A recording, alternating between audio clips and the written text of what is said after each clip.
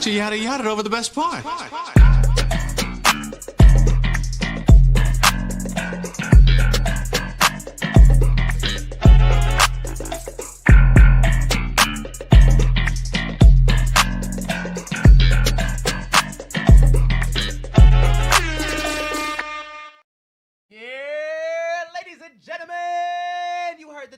Which means one thing and one thing only, bitch. It's Sunday, which means you are here for another episode of the Yada Yada Podcast, episode 127. It's the Kid Joke now. We got Black Hypey back up on the pod. Feels good to have podcast MVP that may be in question today. We got Nelso, and of course, we got River in the building, man. The whole squad's here. Plus, we got some special guests we'll bring out here very soon, man. But hey, how we feeling, man? It's Sunday, late pod. How we doing? Man, I feel good. I walked in here, I was hella tired. I'm not gonna lie to you. It's been a long weekend. It's first Fridays. Big day. Busy day. Made my one of the biggest popping city or stores in Kansas City, local clothing store wise. Yeah. Like, you know, it's always a big day for y'all on First Fridays. I'm always is. excited. If I'm not working at the station, I'm at First Fridays with y'all. We seen your friend there. You know what I mean? Yeah, you know what I mean. She was there? She was. Oh, wow. She showed up to the anniversary brunch too. That was like a nice. Hey, it was crazy, bro. They tried to bully us. We'll get to that later, though. Yeah, we'll get into it a little we'll get to later. that when we talk about the big minutes, man. But how's everybody doing, man? You doing good? Andre, Nelson, how you doing, man? I'm good, man. Can't complain. You about to get a job? I hope so. I applied. They said come back on Monday. I'm like, all right. For you, Andre. You deserve that.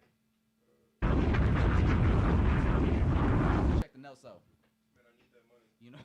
I need a job that's walking distance from my crib, too. Even better. Just don't waste. Hey, Elliot Wilson fucks with you on LinkedIn. On LinkedIn. On LinkedIn. Hey, send him the resume. On LinkedIn. No, that was a minute ago, but yeah, I feel like LinkedIn is just, it's like, I don't know. It's a fake important Facebook. Yeah, it's like gaslight the social media network. You know what I'm It's like, saying? hey, we might have opportunities for you. Yeah, and it's only good quote unquote news. It's never like so when a post doesn't do well on LinkedIn, it's like damn. it's supposed to be only positivity. We're all supposed to be here. We're all here to support each other. Exactly. Not you though. Yeah, I mean, what's funny is they'll show the views and then just like one like, and it's me. Yeah, that's pain. It's like when TikTok will show you people that look at your video but not respond or interact with it. Let me delete this. Yeah. Let me repost it like an hour. Let me get some likes up. Ask ChatGPT to make it better. But no, things are good, man. Hopefully I get that job. Fingers crossed for you, man. We need Nelson to get a job. Yeah. We need Nelson to get paid. We pay him though, just so y'all know. Like, we pay him. Yeah. Yes. Hashtag pay Nelson on LinkedIn. Hey, drop the Cash App right there. Right. Hey, we gotta get a lower third with your Cash App so people can just not pay the pod but pay. Just run it around through the bottom. Hey, we're just gonna start crowdsourcing your payments. Hey, that'd be great. Like, Hey. based on the audience. What's the audience that don't work? Hey, So earners pay today, y'all. No, this how we gonna get you paid, bro. Every time they say you white, you gotta send $1. Yeah. Yeah, reparations. Yeah, they been due. It is Juneteenth, or it's the month. Pride Month, yeah. Whoa, Whoa. we not gonna start that fight. Ain't no fight. It is a fight Is it? for your right to part. Nah, it's bad jokes, dad The jokes. government already took it over? Hell no, The no, government no. snatched that shit up? The government took it back? That would be crazy. No more pride. No more happiness. Donnie Rainbows. would do it. No, he would. I'm surprised we had it this month, low key, or this year. Don't wave any flag if it's not American. Yeah, because like as soon as he got in office in like January, they're like, we're killing all that shit. No Black History Month. Like even WWE stopped acknowledging Black History Month. Like, god damn. I mean, Nah, they was ironically when Vince was there, they was really all about Black History Month. Like Vince was really big on like acknowledging Black wrestlers because he was like, you know, I may not agree with you as people, but I appreciate your contributions to the business. Your contributions to wrestling, I cannot erase. God damn it. No. All right. Let's keep it. All right. But yeah. We are coming off a big week as a Yada Yada collective because everybody was there celebrating last Sunday. We didn't pod last Sunday, but we did have a big brunch celebration. We celebrated the Yada Yada anniversary, 7 years anniversary. Round of applause, Andre. Round of applause. Where we at with it? Hey. No, I can't fucking believe it was like a blink of an eye. You know, let me ask you. When we first did that pod in 2018, did you think we'd be doing everything that we did? Let me not lie and say yeah. Hell no. I didn't know where it was gonna go, but the more you do it, the more you know, learn and fuck up and experience shit, the more you see, you know. It's just the fog in the headlights. You know, but now I feel like we don't. No. It's like you know, hazy. You know that metaphor where you like driving and you can't see the road. Yeah. You can only see as far as your headlights. Yeah. You know, we turned the lights on, Joe. We can see the road a little bit now. You know, destination, if you would. Yes. It's been a beautiful journey, man. I'm glad we was able to celebrate. We was able to turn up. Got some good food. Good drinks. Hey, man, shout out your grandma. Can we drop a bomb for my grandma one time, Andre? Go ahead. New York City for the next 24 hours. Go to your nearest bodega.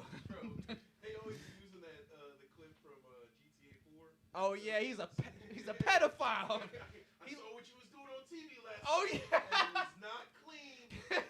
Stop touching the little one.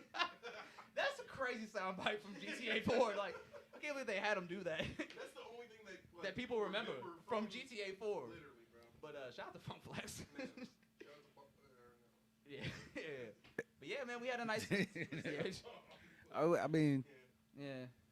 But yeah, man, we had a nice little fucking party, bro. Hey, that shit was jumping. I DJ Sammy. It was cool. Hey, drop a bomb for Sammy Sheets, man.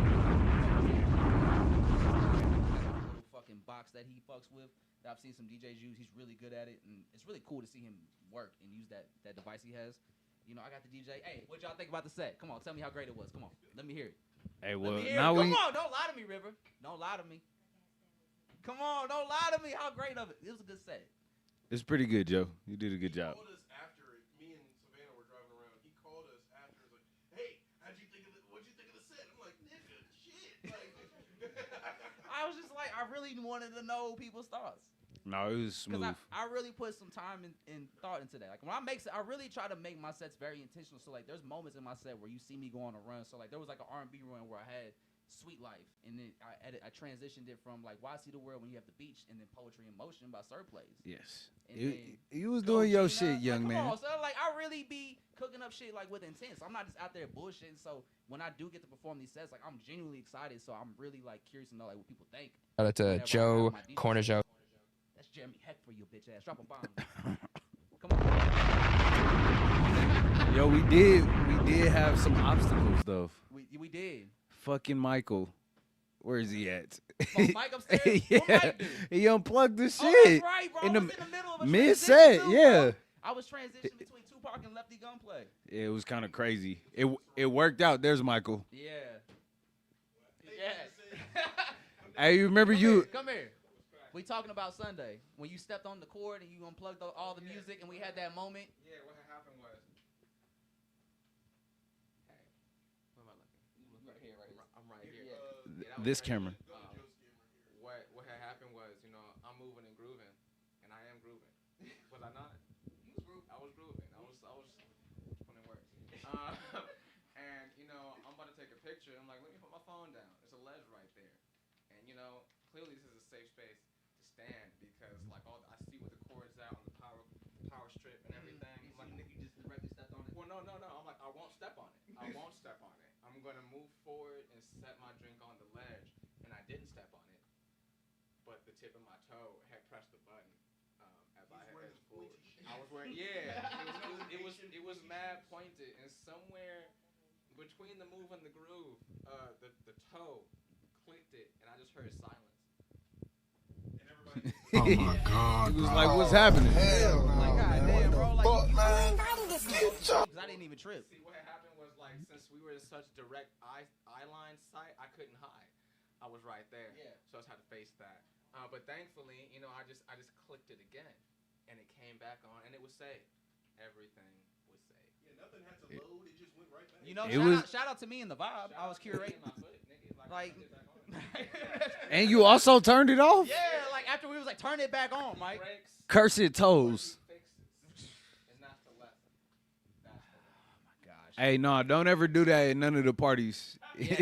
Michael's our friend. I don't. We don't. But know we you. gonna drag you out of that We shit. don't know y'all. Don't do that. It's a party pal. It don't count. It don't count. Hey, listen, Andre. Let me ask you this question, Andre. What party have you been at in Kansas City that started off the party with Westside right on time?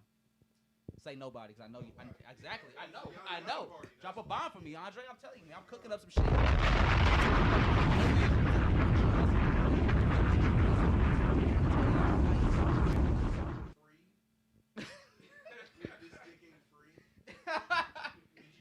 No, but I did play You Ain't Gotta Lie. See, come on. Like, who else is doing that, Andre?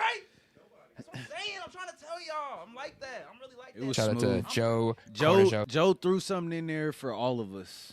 I did. You know, for his mom. Casey had some Paris in there. Come on now. I love the care that you put into your set, Joe. Thank you. That's all. I just really want y'all to know. So that's why y'all need to pull up. Cause just know I'm really playing shit with intent. Everything I'm playing is because it's supposed to play when it's supposed to play. Oh, I think you're playing somewhere the 22nd, right? I believe so. We haven't announced it officially, but it's going to be a big deal. I'm very excited for the set. I was telling the person that I'm already having ideas for what I want to do, so I just need them to give me the list, and then we're going to get something put together. But I'm it's going to be probably my biggest set yet. Okay, hell yeah. Location. Hey, wait, so we ain't announcing it yet? No, it's River Gala. River Gala. Hey, Double Into the Bomb Lowest Andre. Ferns. June 22nd. Put it in the 7 p.m. put it somewhere. 7 p.m. June 22nd. Joe? Sunday, I'll be at the Lowest Ferns DJing River Gala. P-Funk gonna be there. Shout out my nigga. What up, Tristan? How you doing, brother? Coco was in the chat too. What's up? Oh, that's I know who Tristan is. That's TC, ain't it? Is it? Yeah, what's up, gang? Oh, what up, TC? How is the baby? Hi. Oh, that's TC. Bruh, I saw that nigga last night. I'm like, hey, yo, TC. He was on his job, though, so he's He was like, hey, I'm not a rapper right now. Tristan today. Yeah, Tristan. I'm on a Tristan. team outing. I got my Mm-hmm. Yeah. Yeah. Hey, in trouble. In trouble. What's up, man? When you coming Hey. back on the pod, bruh? Hold on. I have to ask y'all. What did you think about your moment at the end? Oh, it was magical. Was that A1 or what? Yes, it was A1. I didn't know what you was gonna play. I had no idea what you I was feel like gonna I play. remember you telling me that was a song that you and your family used to sing in the car together.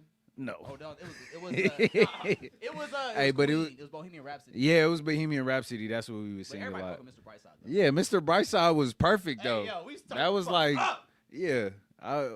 We got lit to that. Hey, is Perfect It, moment. is it okay to play Mr. Brightside instead of Linkin Park at a party? Yeah. Okay. I feel like Lincoln. I mean, there's a time and place for Linkin Park at the party, too, but What party? What party? And what song? What Linkin It Park was, song? in the end. Was it in the end? I think it was in the Hell end. no. it was in the end, and then it went, the other one, That's some shit you hear in the 90s at the beach. At the beach. It's like early 2000. That is beach music. You at the beach. Encore. Okay. Ugh, that is Uh, nasty. yeah, I don't. to Encore is crazy. Hey, DJs, Jay-Z. y'all be doing crazy shit with mixes. So Hey, listen, man. if you could spin it, Listen, I'm gonna be real with y'all. DJs Make not me that a believer. hard. I think y'all just making it too hard, or y'all just really not trying hard enough. well, who you talking to? Say, man, I've been going out to events for like the last 6 years since 2018 when I graduated college. There's been events I've gone to for 3 hours and didn't have fun once because the DJ didn't play nothing for me to catch on. There's no good music for 3 hours. How you bad for 3 hours? How For do you real? bad? How do you have no bangers in your Serato for 3 hours? You can't play one song that we can latch onto. You just want to play a bunch of noises, and that's another thing. Kansas City DJs like to play that shit with no words. That's a cheat code. As a DJ, I can tell y'all that's a cheat code. Like EDM, house music, cheat codes. It's the easiest shit to Whoa, DJ. well, you don't attack an entire DJ community I'm just now, saying, bro, Joe. like, when I go out and I hear like DJs that will do like 3 hour EDM sets, like that's easy. I did my first set was on a laptop that I had no recollection of whose laptop it was. It wasn't my decks, and it was all EDM shit. And I had a great set because EDM's so easy to mix. It's a cheat code. There's no words. You just take out elements and it blends together so easily. Hey, shit, I don't know nothing about that. That's why I don't Whoa. go to PNL. Hey, yo, that's why I don't go to PNL no more. I ain't trying to hear that bullshit. Sorry. After like 3 hours of EDM, I feel like my brain is just mush. Yeah. It's just all bass. You're just like, Yeah, like, all right, well, just weird Skrillex noises I and can't shit. turn up to that. I can't either. Like, no matter how hard I can fake a good time, but I can't. I'm not enjoying myself. what about Ghetto Tech? You fuck with Ghetto Tech? I fuck with Ghetto Tech. See, that's something I've been Ghetto kind Tech of is pretty cool. Like, you vibing been hanging with. out with Destin, right? No, Happy birthday, Destin. No, Happy I know birthday, Destin. your birthday just passed, but nah, Frank's homie Zerg was playing some ghetto tech. But I just been listening to this group from Detroit called Hot Tech. Okay. They just put out a project called Honey Pack that I really fuck with. Honey Pack. Yeah, it's I like, knows all about that. hey, Just fucking with you. this podcast was sponsored by. Honey Pack. Andre, go ahead, read the line. What's up, Nelso? You not Hey, gonna that's do the Shitty bit? Bang for y'all bitch ass if y'all don't know. That's a Chitty Bang drop. We got a Jeremy Heck and a Chitty Bang drop on this It's podcast. pretty Who else impressive. is doing it like that? Drop a bomb, Andre. Today, Andre. We earning that money today. It's a good day, man. Big anniversary, man. I'm feeling really good. Yeah. How many mimosas deep are you right now? Maybe like 3 or 4. Oh shit! Just right now. Shout out to Some- Joe Corner Someone Joe. get the bottle Not yet. Don't do that. right now. Not yet. Not yet. Not yet. I gotta save the rest for after the pod. I gotta celebrate something. I feel it. But yes. River, what do you think about the anniversary party? It was a little hot. I'm kind of glad we didn't have a crazy amount of people in there because it would have been a disaster. That would have been a lot of body heat. It was. We had a good time. Like, how about that Tears for Fears though? That was a banger. Yeah. You did. That's a yada yada song for sure. Yeah, I know. Good job, Joe. I just like hearing that. You know, I already know I did great, but I just want to make sure I did. Come on. All right. First Come hug on, of the man. pod. 7 years in, first hug. Look at that in front of guests. I hug Joe. This is my brother here. Hey, when's the last? Real quick, just quick side note. When's the last time you called a homeboy to tell him good night? Sweet dreams. I don't even do that, but Savannah. I don't even tell my girlfriend sweet dreams. That's crazy. down. That's crazy. all right, brother. Hey. He's joking. He makes these kind of jokes. She makes those jokes on me, bro. Okay. Y'all got over there. She's the real bully. It's me. No. Our producer beats our other producer Whoa. because she's a producer sometimes. Okay, yeah. I thought you were talking about Sebastian. I was about to say I got Sebastian. I got- Sebastian. You don't want to. yeah. You ain't seen him on the Blade, bruh. That's Big Texas. Y'all Yeah, we better, was talking about how y'all better Sebastian quit be on the stage, playing. bro, with the shorties. That's why he wasn't there. That's why he wasn't there Yeah, at the 7-year anniversary. He was chopping the blade. He had to get that You bread. know how it be in KC with the blade. dog. Sometimes, You know what I'm saying? You gotta hit Broadway. If y'all ever see the big ass cow horns and and the candy painted truck, that's Big Texas Just know that's yada yada right there. already. You know, we're holding it down. Yeah, It's the Yada militia. yeah, Yada that's the mean. real MVP for sure. Oh yeah. Speaking of yada Ming was there on Sunday. Yeah, it was. It's real unfortunate. Like I was in the doghouse because See, look, I don't know what y'all had going on.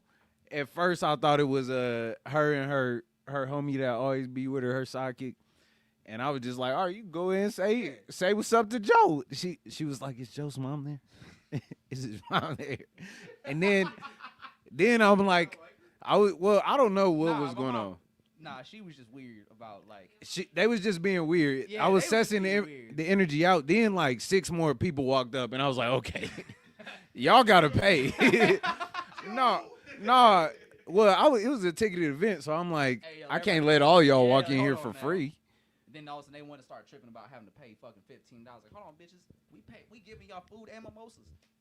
Now, granted, when I said the term bitches, I'm not talking about the yada mean. That's not who I was referring Yeah, to. we better calm down, Yeah, Joe. no, I'm not Remember referring- what happened last time? Every pod I get in trouble with this, the yada mean. But like, hopefully this is different. But knowing how this shit go down. Shout out to Hell Joe no, this Corner is Joe. this is part of that game. Yeah. This is part of the play. This is part of the pod. Like, Yeah. will I be in the doghouse when this pod's over? Joe has a humiliation king.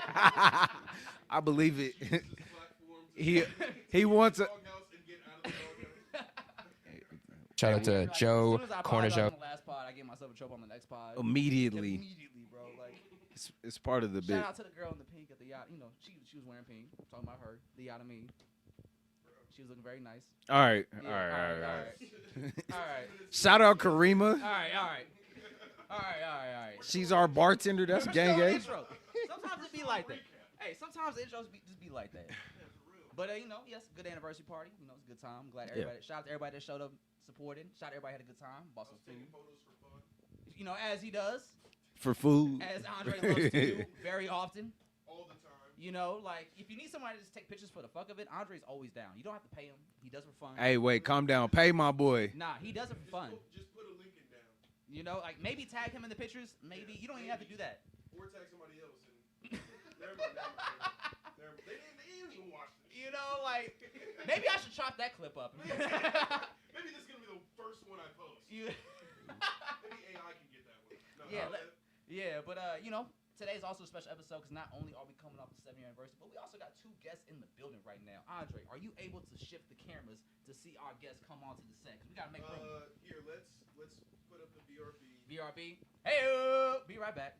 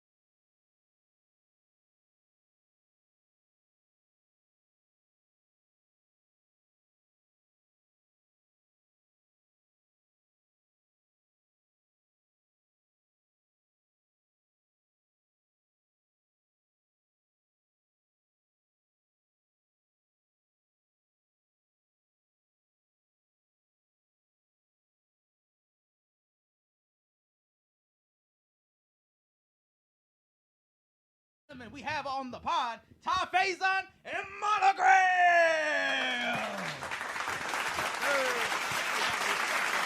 Kansas City artist. This is like what? Second or third time? Third time? Third. Because you was on first with Paris, Yes. and then you came on with Gabe. Yes. I need to come on here one day. Just Dolo. Yeah. For Todd Faison. I will. Yes. Yeah, definitely. For the next project that you put out. Yeah, right now we got. That's right. We got Monogram in the building. This is Monogram. This your first interview on the Kansas City platform? Yeah. All right then. Hey, drop a bomb, Andre. Go ahead. One time.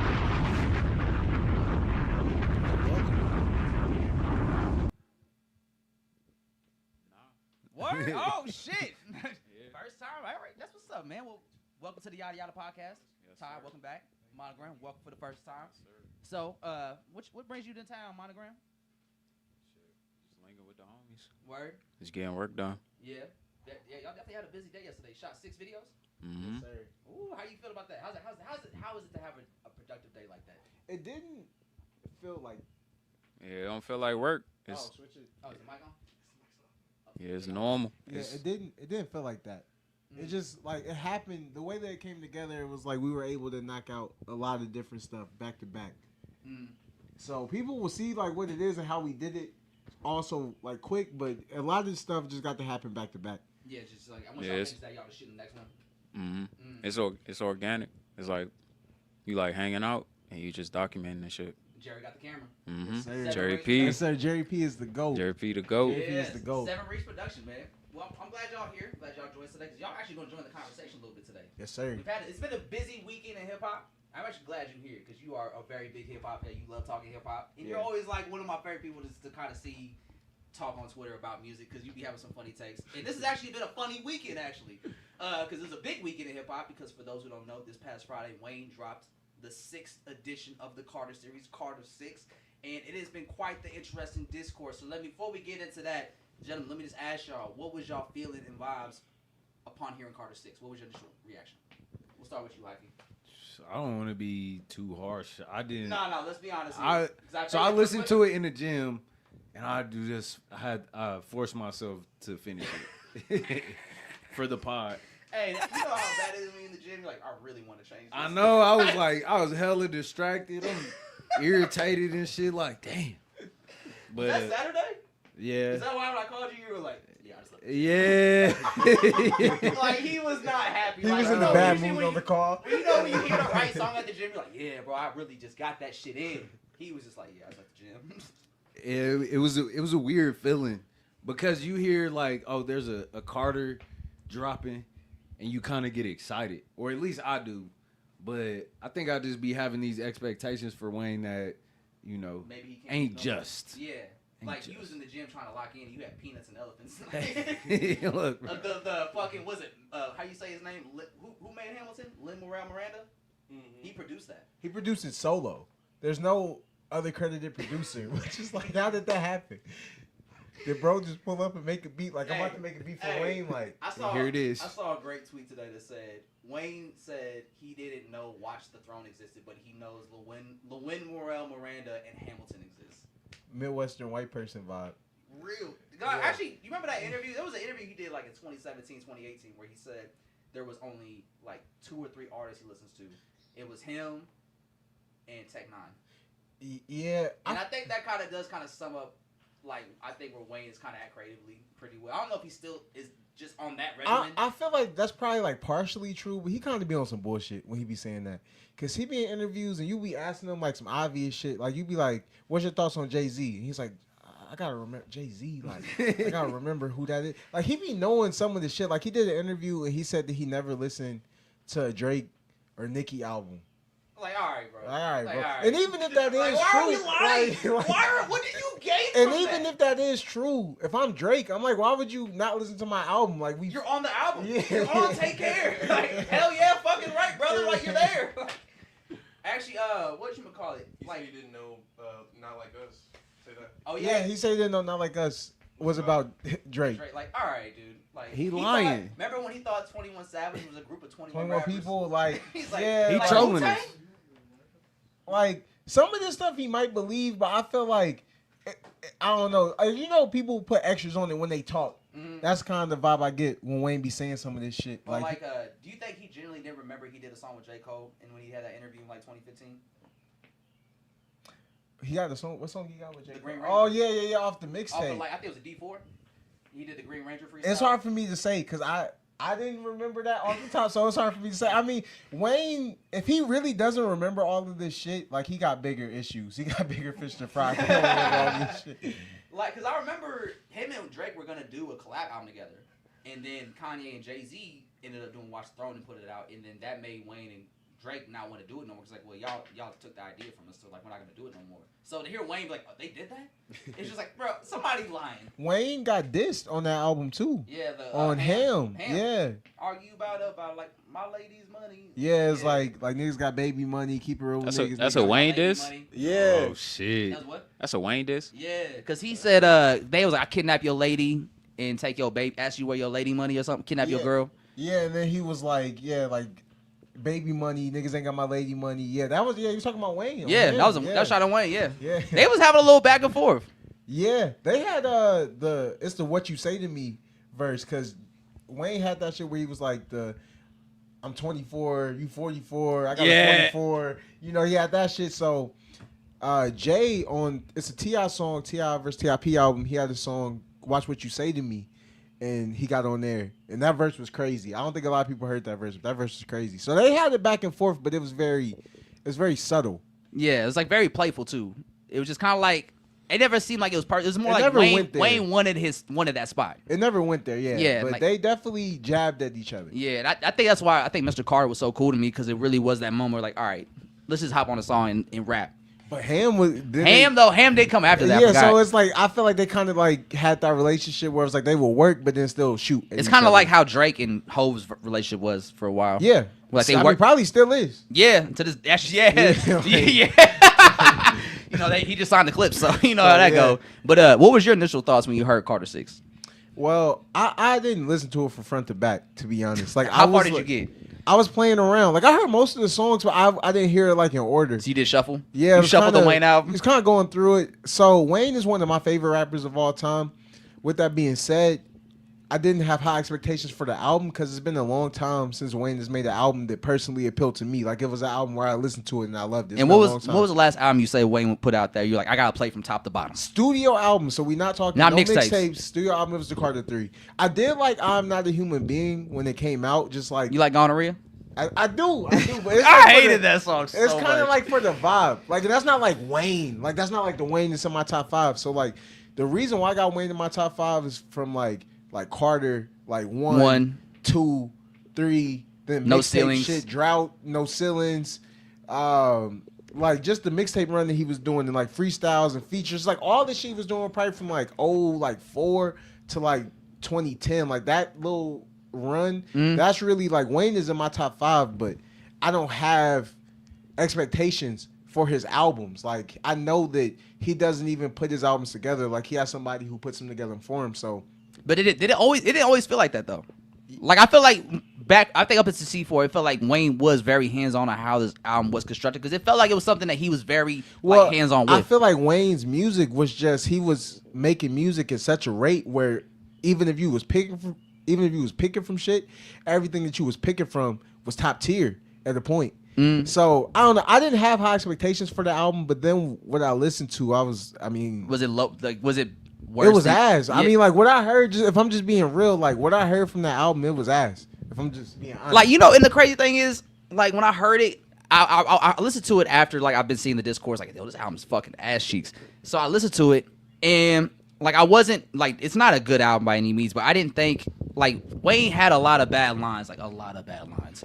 But I didn't think it was as bad as people were saying it was in the discourse, because there was a couple of songs on there I thought it was pretty solid. Like, the intro was pretty cool. Welcome to the Carter. Yeah, I thought that was I feel like that okay. hook gives me like he was going in on Welcome to the Carter. Yeah, that was a good. That's a song good was hard. intro. But I feel like the hook was kind of giving me like the vibe of like them AI Motown flips. It felt like Yeah. outdated samples, like outdated sample It track. didn't feel like it was a sample. It wasn't. I could be wrong, but it felt like AI for the hook. It That was. was AI. Yeah, That 100%. was AI. So that was so even that, like I liked the song, but it kind of It just felt like I feel like I've heard Wayne do that song before, but way better. yeah. So I mean, Wayne can still rap, like, And that's as what far as his flow and like Yeah. his flow, like Wayne got one of the craziest flows. Like that flow was timeless. So you always gonna really, if you get Wayne on the right beat, he gonna sound great. I just feel like And I think we did see that on like song like Cotton Candy with 2 Chainz. Like that was a great. I think that was like one of the better beats. And 2 Chainz had a great verse. 2 Chainz low key having an MVP kind of year. Bro, it's production. I feel like it's production. It is production. Like a lot of the production just sounded really outdated. He on that Eminem like Yes. the beat's not hitting, but he All right, rapping. so let me the say beat's this. not really hitting. I actually brought up to like we were talking about Wayne and his legacy last night, right? And I said, you know, I think Wayne is starting to teeter like that Eminem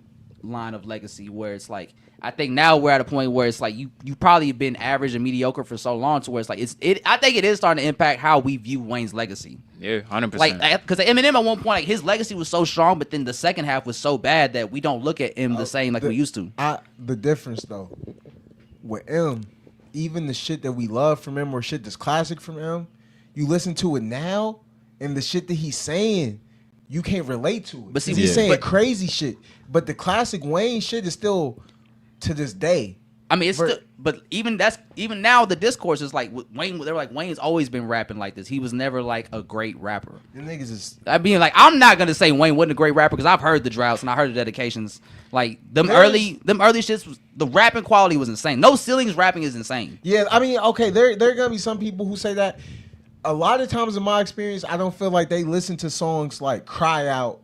Whereas like if you listen to Cry Out by Wayne, that you can't say he was always rapping like that or he never rapped about nothing. Like that's a top tier song. Mm. Or if you say like something like I Miss My Dogs or you yeah. got moments where he's getting introspective, his bars is crazy, his wordplay like Snitch, like his wordplay on that song is just the way that he was. Or like, he had do you ever hear his verse on Codeine Dreamin' with Kodak Black?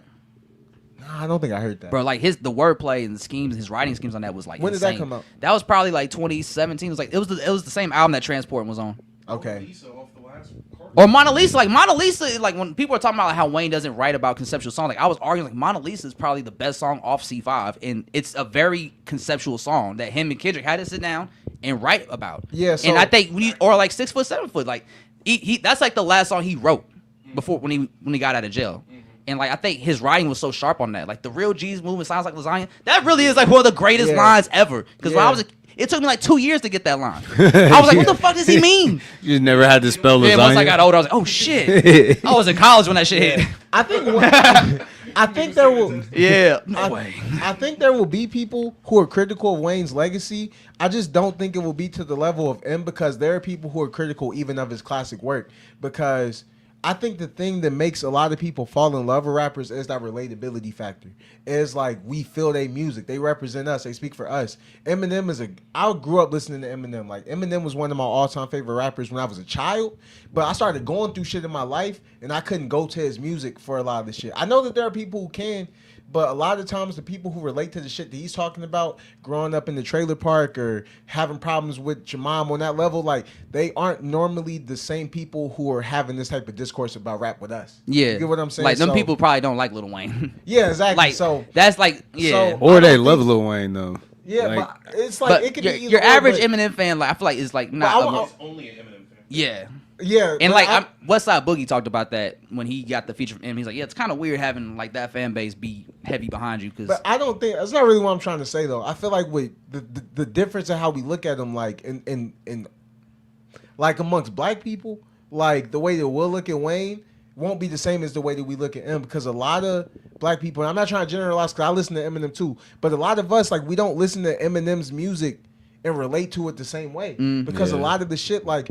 I love Eminem show because his technical ability and his creativity and how much fun he was having with the videos and just his energy was so rap. Like he didn't care. He was very like hip-hop. that was dope. But like I don't know. It's culture.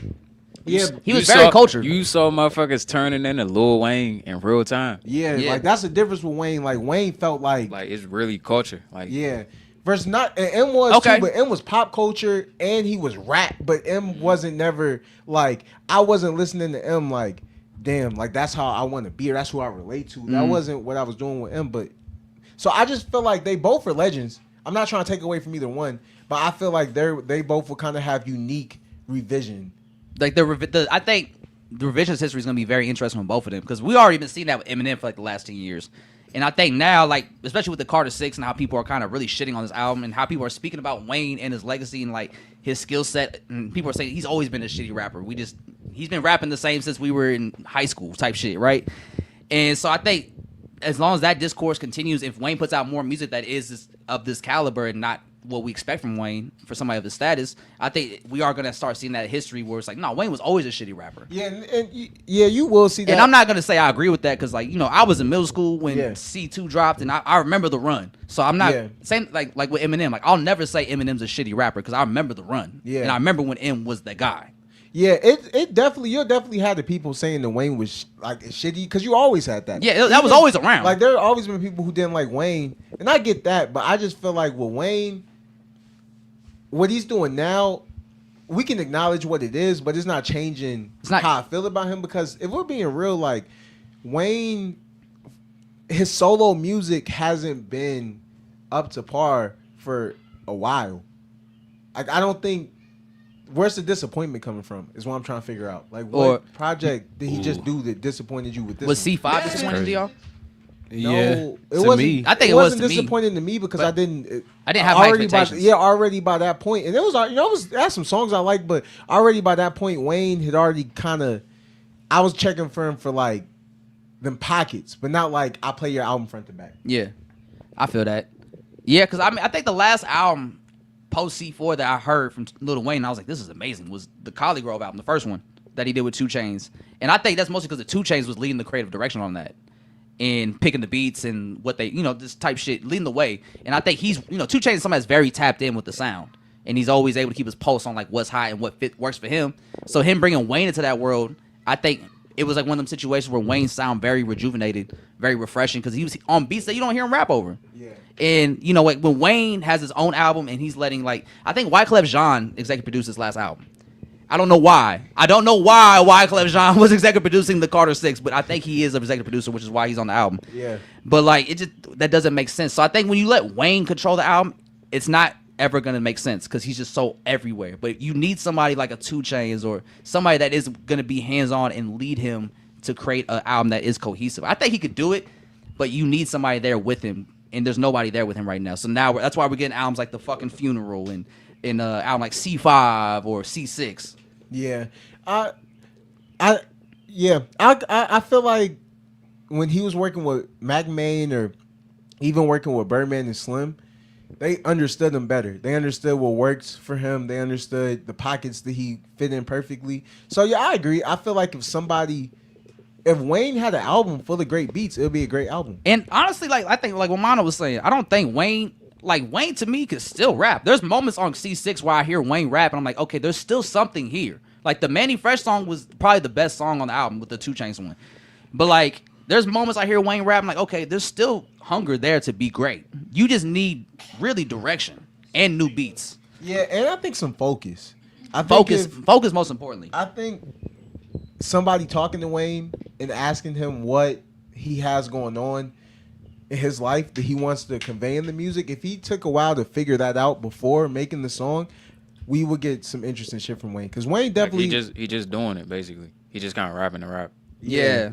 If he had a purpose or something to rap about, I'm sure in his life he has hella shit going on. So if there was a concise focus on something for a project, I think that would put Wayne in a different pocket. Because Wayne, you put Wayne over the right production, he still sounds top tier to me. But I'm a Wayne fan. Like, I like his style of rap. Like, even if he's not the type of rapper that you like or the style of rapper that you like, what he's doing is he's like an elite in what he does. Yeah.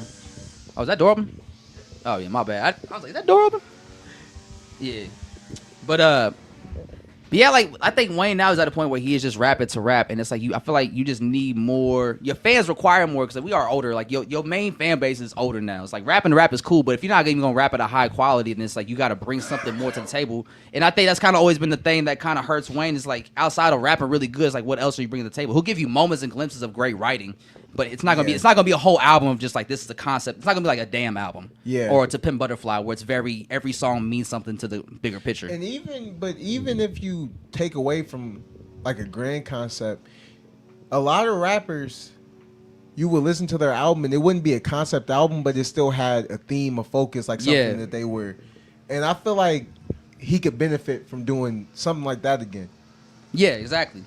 Yes, I mean, if he could just that's my dad. lock in with one producer. If he locked in with Manny Fresh, Yeah, like the Manny that Fresh would be track fire. was 10 songs great. with Manny Fresh would be cool. Hey, But as far as like depth and subject matter, I feel like he talked about his kids a little bit. I guess I don't know anything about Lil Wayne to know what I would want to hear from him, you know? Mm-hmm. And I guess that gets us to like, where's the disappointment coming from? With like Carter 5, it was more so I felt like it just came out at the right time or at the wrong time, excuse me. Like I feel like if it would have came out when it was supposed to, it would have been digested a little better. And it still did pretty well though for the time that it came out. Yeah. people were still pretty hyped for it. Yeah, Because which it was like a which is 5-year cool 'cause delay. It shows like the legacy that the Carter series has. So it's cool that he has something that every time he does, to some extent, is going to demand attention. Yeah. Yeah.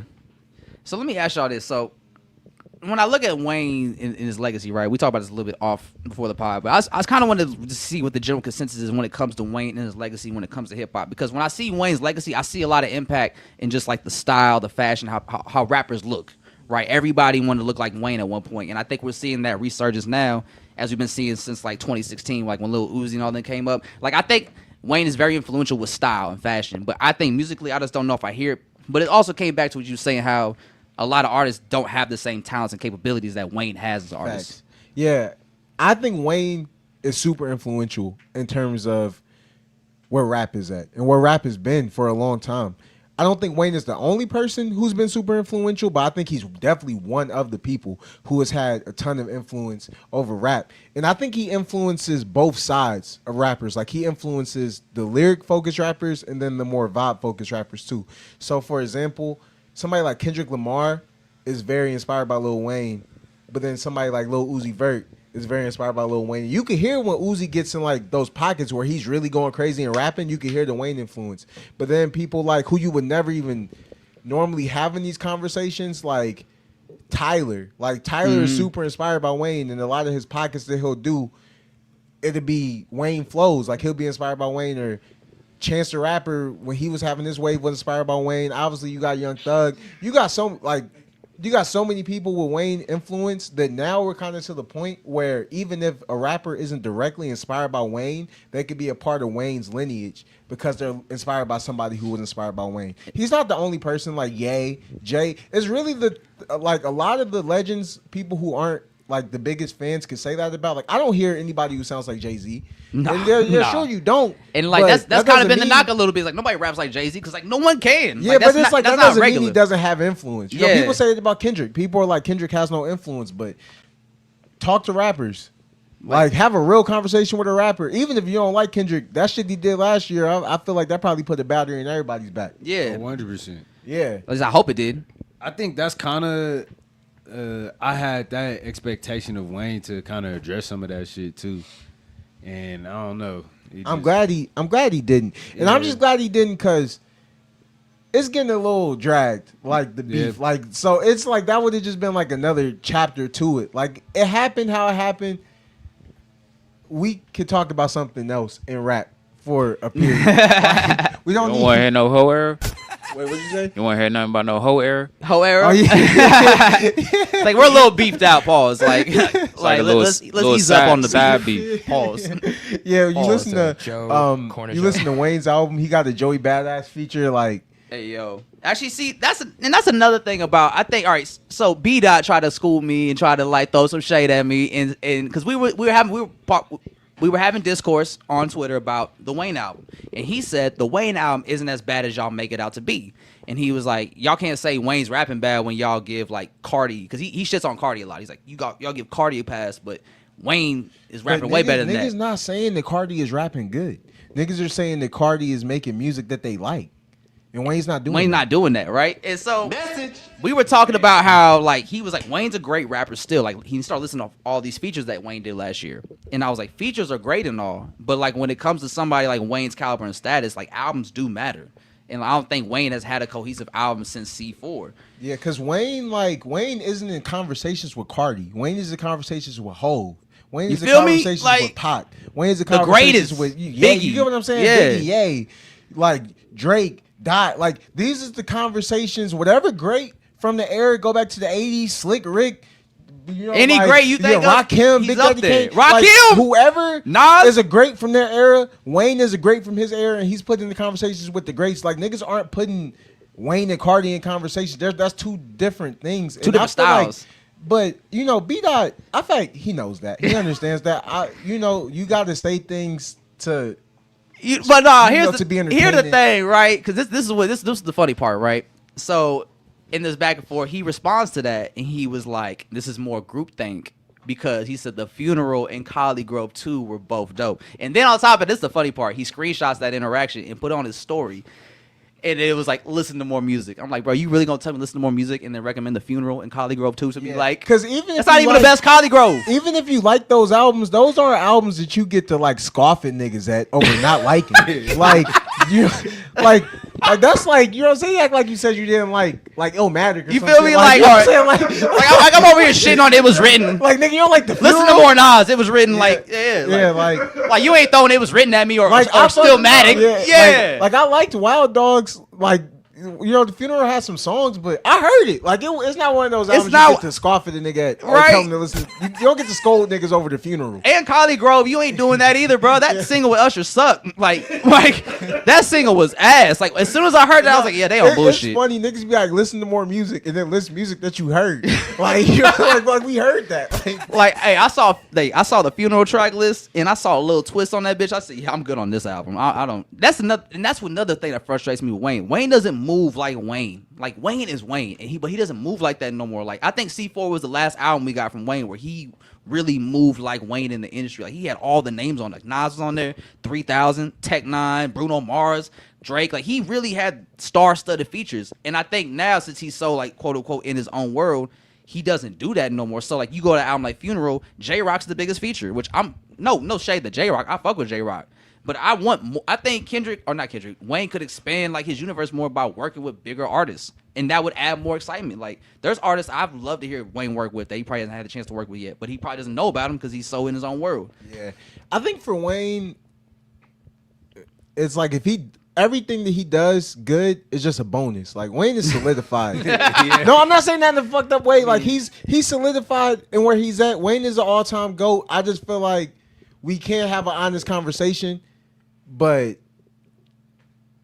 it's, you know, I don't know. It's all right. So let me ask you this, right? Are we grading Wayne albums when they come out today? Are we grading them based off where we hold Wayne at as an artist today, or are we still judging him based off what we know him to hold him as? Like, are we holding him based on that same status we know he was at?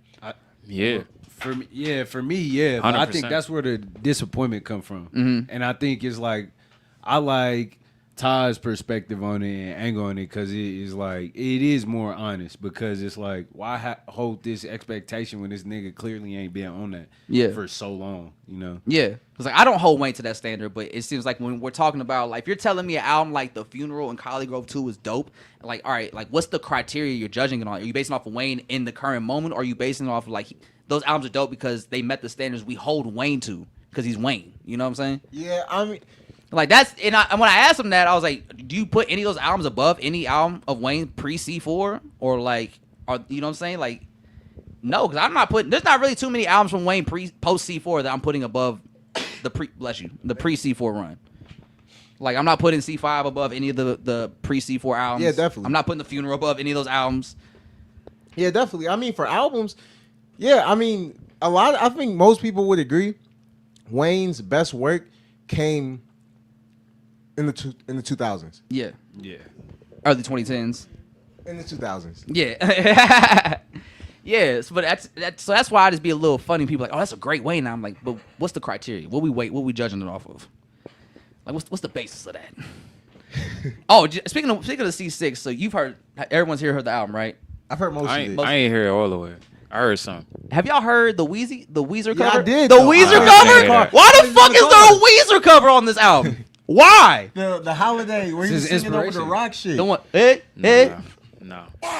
He having you know they got a song together. Those are his homies. Weezer? Did they go on tour together? No, it was Blink-182 he went on tour with. Yeah, but they got a song together. It's on this album. Weezer got an album called Ratitude, and Wayne's on there. And he's like, it's Weezer and it's Wheezy. Like, 2009. This like prime Wayne. Why? So they got family ties. They go back. I ain't gonna lie. 2009 was when it started getting a little iffy for me with Wayne. Yeah, No Ceilings was kind of like, because No Ceilings is one of the best mixtapes ever. It So- really was. And see, this is also my problem with the Carter 6, right? Because there's two moments on there. There's two real hip hop ass moments on this album that should have worked, but it just missed the mark. One was Bells, where he's sampling LL Cool J's "Rock the Bells," and I think it's really cool to see somebody like Wayne sample that and do it as an homage to somebody like LL Cool J. I think we need that more in hip hop. Yeah. I think if this was another time period in Wayne's career, that's gonna hit a lot better. Yeah, it's dope that he brought, like, when he brought LL out, because did you see that? Yeah. He brought LL out at Madison Square. Like, that was dope. That was cool. That's really dope. And- Because LL deserved those looks. LL is a legend. Like, hey, The bro. song itself, the execution, Hey. again, it was just the production. It's I just was a about to production. say, The production wasn't it's that great. The beat could have been better. Yeah, He especially coulda for the made that sample. work. And I was listening to the album today, and there was actually a line on there where I was like, all right. It was on Bells. Wayne says, "Eyes tight like my name, Wong ding ding dong." Like, no, dead. That's what it says, bro. Like, I'm already knowing, bro. The fuck? 'Cause I remember deadlifting and thinking like, oh, I see what Wayne is trying to do. Like he trying to tap in on some hip hop shit. And then you get a corny ass bar like that. yeah. And then it'd be like, damn, we only have Hey, bro, a few Big X minutes the in. Plug gave Wayne such a fire verse, and Wayne gave him some bullshit. He said, like, barrel to your temple like a pimple. Shit, it goes zit, zit, zit. That same song, he said, I get more head than a pillow. Like, Hey, yep, y'all solved it though. As long as we get him on some good production, that shit Yeah. hit different. you know, Yeah, but it can work. We that can ass give though, him a I pass will if be. it- We if are it- making, and we are shitting on this album. But I will say, like, when I played that, I didn't think it was as Yeah, bad. it's not like, from what I heard, like, it's not like one of the worst albums ever. Like, most of it, I think it's just the Peanuts to an Elephant song that was like. the fucking Hamilton song. But the way people are talking, you think the whole album sounds like that. Nah, cause there's moments where like I like the Bono song. I thought was actually really good. The Bono song, Cotton Candy with 2 Chainz. That's like a good stretch. If I Play Guitar, I thought was a pretty cool song. The Manny Fresh song was pretty cool. Like, and like honestly, the features to me really did really well. Like, I think Big As the Plug had a great verse. Jay Jones was cool. Big Sean did all right. Lil Nuevo, Or like he sampled Baron from TV, and like that should have been a great. I think for Wayne, that should have been a crazy moment. Wayne couldn't have done that again for me because he already ran Band from TV Cooked it. on those ceilings. Yeah, cooked it. That's one of them ones. he tried to run it. See, I bet you he don't even remember that. Yeah. He probably dead ass don't even remember There's that. multiple beats that Wayne has rapped on twice that I don't think he remembers that he rapped on it before. He has like 2 songs. He has 2 songs over Ether. He does. Yeah, he has 2 songs over Ether. What a way to live. You think you'll ever get to that point as an artist, Mono? 100%. Like you just make so much music, you just forget what you rap over? I done did that shit before. I got 2 songs, same beat, but like 2 whole different songs. What about you, Ty? Nah, I got a good memory with the music. That's what.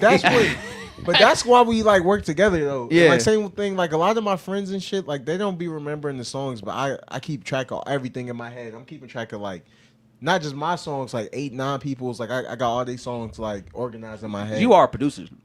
You know, one half of the human.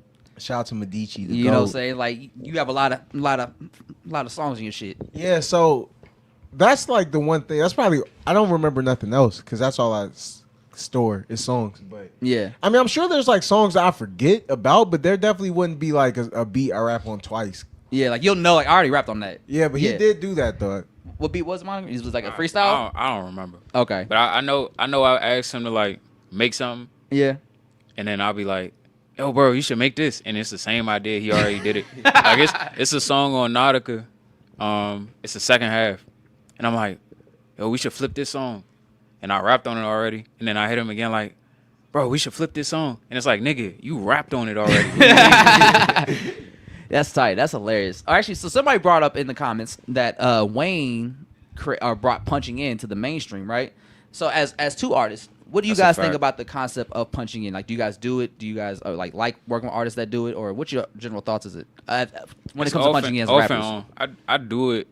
It's feeling like only because mainly like only because I can. It's like I'll do it, but if I really feel like I gotta put something extra into the song, I'll sit down and write it. Yeah, I write. I do punch in still, but like when I punch in, it's like certain flows. Like if I switch a pocket, I might punch in to get it cleaner. I don't punch in like a lot. It's not because I look down on it. I'm just used to writing. I started off when I started rapping. I wasn't recording. I was just writing songs. I was a kid when I started rapping, so I just always wrote my stuff. Yeah. I don't really know how to do it no other way. I'm just so used to doing it. I ain't gonna lie, I was a little disappointed when I saw Wayne in the studio and I saw him like when he was punching in like She Will, I think. Cause like to me, I always thought it was cool that Wayne was freestyling next. In my mind, I'm picturing him in the booth and he just going. Oh, yeah. And so like when I saw would be that booth and crazy. he was like stopping, I used to think that too though when I was a kid. yeah, like like- it seemed cooler. Nah, Like, when Jay got that shit though. no, Hove does that for sure. Like- Though. Hove and Biggie were the two artists for sure that did Because that. he said he say Jay said he don't got no notebook, like he don't write. So Nah. Wayne threw his shit away. Mhm. And I low key started to pull that. I'm like, all right, fuck it. Hove doing it. Let me try start writing my shit in my head. How's that going? That shit is bad. Shit is hard to do. Yeah. Like I could get like an 8-bar and like put that down and then keep doing it like that. But like a whole 16, nah. He said, "This motherfucker is really out That's this world." yeah, that's not happening. That's not happening. So, Yeah. yeah. Sometimes I won't write like a hook. Like a hook will be kind of natural, but with a verse, I always like will sit and rap it. What I will do sometimes though is if I get a beat and I don't really have time to write to it, I'll like do a memo on my phone where I'm like over the beat. I'm just like, like where I just have like the flow and I fill in the words later. Oh, I you do do that. like the Kanye reference? Yeah, I do that sometimes for myself, where it's just the mumbles. Yeah. And I write over the mumbles, but punching it is like it's a skill. I respect it, but it's not like a tool I have. Yeah, it just definitely took away a bit of the magic from me when I got that curtain pulled back a little bit with that Wayne video. Because I don't know, I thought it was always cool to just know like, okay, this is a crazy flow, crazy pocket you hit. I need to see you hit this Yeah, live. he's And then doing I it learned, all over doing it all off the top. That would have been crazy. yeah, I was like, damn, bro, you really fucking like maybe you are the greatest rapper alive. I don't know, maybe you are. But Yeah. once I learned you punching in, like, all right, bro, you taking time in between takes. I feel like it makes the process longer if you just punch in. It depends though, because they might try to sit and write it, and that might take days. Yeah. Yeah. It just depends on, I guess, How the process is. Yeah, each person. I mean, that's not as big of a hit as what Todd told us earlier about. Because I don't know if that's, I can't verify it. What, that's not. Yeah, I can't verify it. I think I'm gonna look into it. I want to research that before I say that on Okay, the camera. because that one hurt me. Yeah, because I Oh, can that verify. one. That I one. can verify the hook. I got to verify again for the verses. I was just thinking Okay. about that. Because Okay. if that, yeah, I don't even want. I don't even want to be the We one. already- I don't even want to be the one who puts that out there. Yeah. If that, because that would hurt people. I don't even want to be the. Yeah, No, 'cause it will, for It hurt real, bro, legacies. like- Hey, we saw what it did to the old boys' legacy. We gonna, as soon as the podcast is over, we gonna dive into that. Yeah, All right, we'll bet. As soon figure as it it's out. over. Bet. Oh, damn, there was one more question I want to ask y'all. It was something to do with, since y'all both the artists, I wanted to ask y'all something about this. What were we talking about before that? We're talking about punching in. Shit. And then- Slip my mind. If it comes back to me, I'll bring it up. But so general consensus going forward, we say the Car 6 is not a good album. Are you still excited? So if Wayne drops another album, like say Carter 7, are you still gonna check it out? Yeah, Okay. And like if Wayne drops a feature, you still gonna check it out? yeah, for sure. Because he gonna go, if like the song is good, his feature's gonna be good. Yeah. Okay. Bet. I would love to do a song with Wayne. All That'd right. be an honor. Ain't it kind of crazy to live in a timeline where Barter 6 actually ended up being a better album? Because like when that shit happened in 2015, I was actually livid. I was like, bro, how could you do that? How could you insult Wayne like that? Yeah, Barter 6 got some crazy. That shit got some songs. cookers, bro. Yeah, Hey, Check is on the album. Checks on that album. Yeah. Constantly hating. Yeah. Halftime. With that. Oh, yeah, With no, that. wait. 100 man. That one was crazy. Shoot him, man. That shit was crazy. Yeah, I love we that were, album. We were getting like crazy albums back to back. Especially that year. Yeah, Like, that year. They was not fucking around That back in couple years 2015. stretch, like 2015, 2016, even 2017, 18. Like Die Lit came Yeah. out 2018. That was a great 2018 low key a sleeper year. It was a great year. Like we had Look Alive with Drake came out, the Black Panther soundtrack. I think Control came out that year. Control, SZA. that was 2017. Was that 2017? Yeah. Okay. We talking about 15? 2018. 2018. Yeah. Control was 2017. For Or 2018, did we have More Life in 2018? Nah. We had 2017. Views in 2018. No, No, it's that was 2017. It came My out the Life was same. It 2017. came out in spring with Damn. you're right. But I think we got Views in 2018. 2016. What the Views, what Drake like album? Scorpion. No, we got Scorpion. Scorpion was Oh, 2018. no, we don't. No, actually, 2018 was kind of fucked up. That's when Kanye. Yeah, I was like, we don't need to Went talk over about the June of edge. 2018. Yeah. Shout out to J Rock though. J Rock probably had the best Redemption album is a that month. slept on album. That was a great But album. The album in 2018, the album that matters. Daytona. The album that Hell matters. The album that matters for 2018. The album that matters. Some rap songs. Earl Sweatshirt. Some rap songs. That is the album. That was 2018. That was November 2018. That was That is 2019. it was November 2018. Some rap songs. Earl Sweatshirt. If you haven't heard that album, that is the album of 2018. What's the Twitter song that everyone loves from that album? Oh, The Where he has Mint? the no, flute? that was the next. Was that That's I easy. don't like shit. No, that's Feet of Clay. Okay, 2019. Feet of Clay. Okay, Some rap. That's not some rap songs. that's the Blurry album cover, right? Yeah, that's the one. That's the one from that year. 2018. All right, yeah. See, I didn't. We had a know nice that run. I could leave. actually, Why do that- you love that? Why do you love that? that Shit hit album me so late. much? Like I ain't like it in 2018, and I think like 2020, it was going through some shit. Yeah. And I Yeah. I played it top. I'm like, fuck it, let me. I'm like, nah, look. I'm like, let me listen to this Earl album because it's like, nigga, I love Earl, but I wasn't fucking with it when I first heard it, and that shit it hit different. And one day it just clicked. I was that's like, great. I love what albums do. I was that. high Yeah, as shit so- listening to it. I'm like, oh, I know what this nigga's saying. Like, Yeah, everything yeah. this nigga saying, I know exactly what this nigga's saying. everything. It's like the experience. It's the experience of getting in tune with your emotions for the first time. Like that should be kind of like the fuck. Like when you first really feel emotions. When that album came out, my grandpa had just died. Like maybe like a month before. So you know, like when somebody like important in your life from your family they died. Obviously, I sent you on that trip, but like. Thinking about your roots and what you come from and what makes you who you are. An album like some rap songs coming at that time, that album is just different. That's I That's put what that was, right? Because it was his pop. yeah, his And dad pops died. was- Yeah. Oh shit. Yeah, so around the that time. that was one of them ones. Like some rap songs to me, that's like a top, damn near like top 10, definitely top 10 album for me.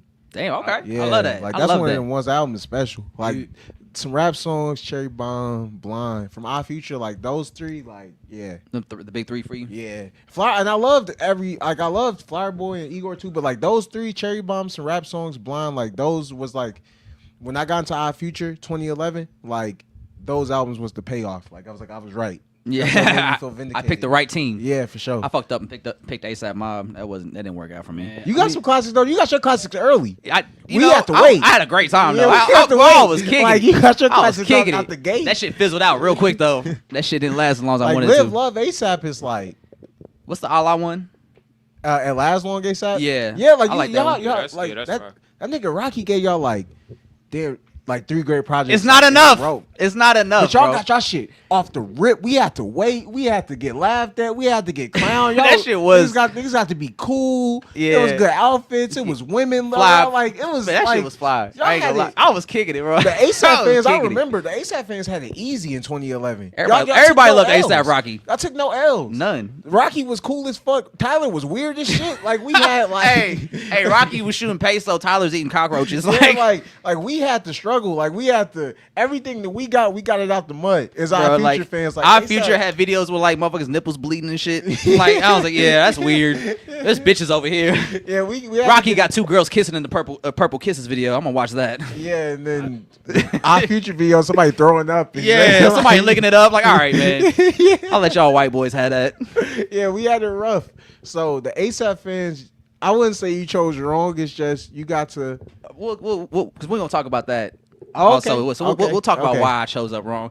But so actually, so there actually was another return that we had this weekend, or this week I should say, a big return after a big year wait of this anticipation. We got the first single from the Clips, their Hell first yeah. return, Ace of Trumpets. How are y'all feeling about the first track from the Clips as official return? We've had features the last few years, but this is the first official single from the Clips for the new album. Let God Sort Them Out. How y'all feeling I about don't it? like it. Huh. But I'm still listen to the album, but I don't like the single. Why didn't you like it? What was it about it that you weren't drawn to? Low key, I think it's just me personally. It's like expectation. So I'm holding them to a certain thing. Like it should sound like this. Oh, so it's kind of like the it Wayne should- conversation? It should sound like it's almost dry, but like it's not gonna sound like that because it's some new shit they about to put out. Mm. But I mean, I feel like the album's still gonna be fire because it's like them niggas, they still rapping. This nigga Pharrell he still got that shit. I didn't like it. I ain't really like the production that much. What do you think about the verses, like Push's verse and Mouse's verse? It's fire. I feel like certain rappers they can't miss. It's like with Wayne, where it's like he can't not rap. It's not like he gonna drop some bullshit, but if the beat isn't really, you know what I'm saying? Yeah, if the beat's not hitting, like it's gonna be like you can only captivate me so long with fucking peanuts and elephants. Yeah. Like no matter how great you rapping, the beat's not hitting. Like I'm just not gonna be that drawn to it. Yeah. Mm-hmm. So what do you think about Mouse's return? He gassed. I ain't gonna lie. I like the song. I didn't have it's like I didn't have expectations because Clips again. It's like if the Clips album isn't good, it's just not good. It's okay, you know. But they still got two classics. So, like we still got it though. We still got a new Clips album. Like I'm grateful just for that. Just to see it. Yeah. Just so I wasn't. My dropping. expectations wasn't high, but I listened to it. I felt like the beat. I get the complaints about the beat because Pharrell kind of his drums have been sounding the same. Mm-hmm. But I did experience that on the It's Almost Dry. Yeah, the production felt very. Too, but I liked it though. I liked the beat, but really it was just the rapping. Like they gassed up. Like they verses was fire. Yeah, and so I fucked with the song, but it wasn't like one of their best songs. But it's just some clip shit. It sounded like the Clips to me. Yeah, like exactly. Like it kind of seems like a continuation of was it Labyrinth off It's Almost Dry? Yeah, I think it was more like a continuation of that. That one kind of had me a little worried, just because I was worried. Malice.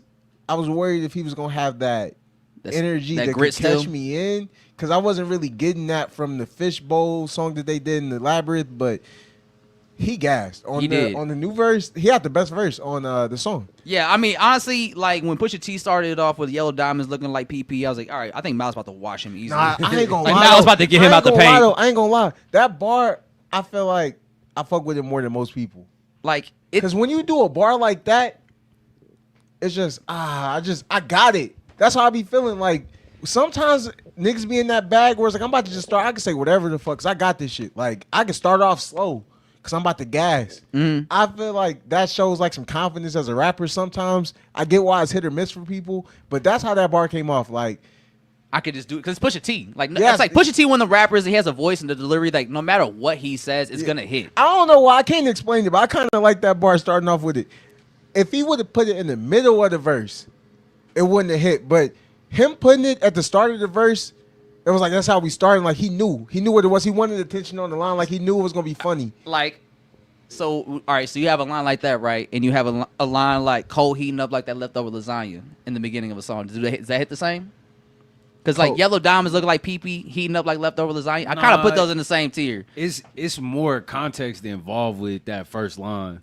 Like Ty's kind of saying, like Cole is definitely like a great lyricist, but it's like Pusha T been stepping on shit for a minute. That's why it was kind of interesting for him to start it off like that. It's like he a gritty nigga. Mm-hmm. Like even in all of his success, it seemed like he still might go check a trap every now and then. You know what I'm saying? It still feel like he be around some of that shit, and it's that's what Pusha T is kind of known for. It's like some dirty, grimy shit. So I'm not trying to over defend the line. If you don't like the line, I understand why. I'm not saying it's a great line. And I'm not going to use that against Pusha T to say he's a bad rapper by any means. It's just one of them ones like he even kind of get into it like life's peachy, Rocky's re like his whole vibe on the song was just celebrating Ace of Trumpets because it's about Ace of Spades. So like, y'all know what we do, y'all know who we are. Yellow Diamonds look like PP. Like I know who. Bro, that's that nigga energy. It's like nigga, you know what it is. You know, like you know how rich I live. You know why you press play on this shit. Yeah.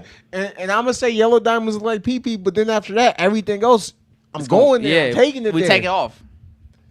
I saw somebody say him having a newborn might have been a reason why he used the word PP. Like maybe PP was just in his head repertoire, talking to your little kid, potty training them or whatever. Forgot about Astro World. He just had a kid too. Like I look like PP. Yeah, That's what she was saying to him. Yeah, I saw somebody say Astro World is the album of 2018. I forgot about. Yeah, that. I forgot about Astro World. That was a great. Yeah, that came in like the fourth Astro quarter. World was a great album. It was the event of 2018. That was a fantastic album. But when I say some rap songs was the album, that's because you got to have a moment with that album. You got to sit with it. Like you got to live with it. That album is gonna do something else. That shit is dark. Yeah, you need both. Like Astro World was amazing. So I'm not trying to take away from that, but you need one. You need a Mr. Morale kind of album to kind of give you some substance. I want everybody to have that moment with some rap songs one day. No, it really is a great project. Like it's that album, I can't preach enough. It's special. Oh yeah, we'll get to that in a minute. For me, it feels like hearing I don't like shit, I don't go outside, and you just hearing how you described it is like feeling emotions for the first time. It is a very healthy album, and it feels like you waking up from like a fever dream, or from like nigga been high for so long.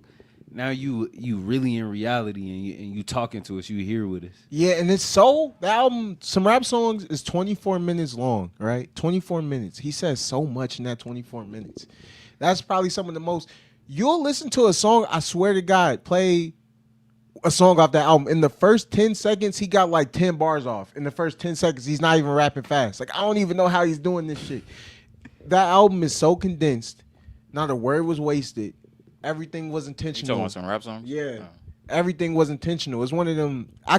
Every time I get a microphone and I get to talk, I'm gonna preach the gospel of some rap songs. That's one of them albums. So when we talk 2018, that's what. And of course, if we talk outside of rap, Negro Swan was another. By Blood Orange was another. That was a good one. That's the one that had Project Pat, right? Project Pat and ASAP Rocky on that song. Yeah, Chewing Gum. Yeah, Chewing Gum. Yeah, that's a great song. That's a great album. Trash ASAP verse though. Like, listen, maybe I hold ASAP to a very high standard. Now I'm thinking it might just be me that does that. Nah, bro. Nah. Like we gonna get to ASAP in a minute. We gonna listen. We gonna get some ASAP discourse off. There wasn't a flaw on Negro Swan. There wasn't. No, that was a flaw. great song. This is a great song.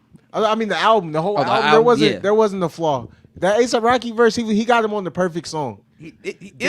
Dev, that's who. Dev Hines? Yeah, if Dev and Rocky would have locked in 2018 and made the album, we would have got a classic. We would have. It's like another because Rocky already got a classic. They don't got nothing together. They got 2 songs. Did he have some shit on Testing? Yeah, 143rd. That's my favorite song. You see what I'm saying? He did that one. Yeah, yes. Yeah, that's my favorite song, bro. Yeah. Ooh, I didn't know that. Yeah, they got a great chemistry. I wish we would have got more from them like, during that time period though, because they were. See what happens when you lock in and start a family? You lose all that shit. Crazy. All right, but corner show. Talk to me, Jeremy. Actually, speaking of Jeremy, Jeremy Heck had a question that he brought up that I was curious to know. It was just one of the things where we talk about, artists. We like to see artists grow and show their growth in their music as they evolve as people. And it came when it came to the Clips' new song. Jeremy said he liked the song, but he also would prefer if Malice talked about something else that he's currently doing. Because we know that he found God the last like 10, 15 years after the third Clips album. And so for him to come back and still talk about the drug talk, he was like, I kind of wish he would just talk about something else. How do y'all feel about that? It depends on the artist, bro. Like some artists, like with rap, like I agree for the most part. I'm a subject matter person. I think to be one of the top tier rap artists, like an overall rap artist, your subject matter is very important. Like if you look at even, people might not like all these people, but look at Drake, J. Cole, Kendrick. No matter where you fall on that spectrum, you can't say that their whole career, they only just talked about one thing. They had a wide variety of subject matter. That's why they were so big, because they related to so many different people in different ways.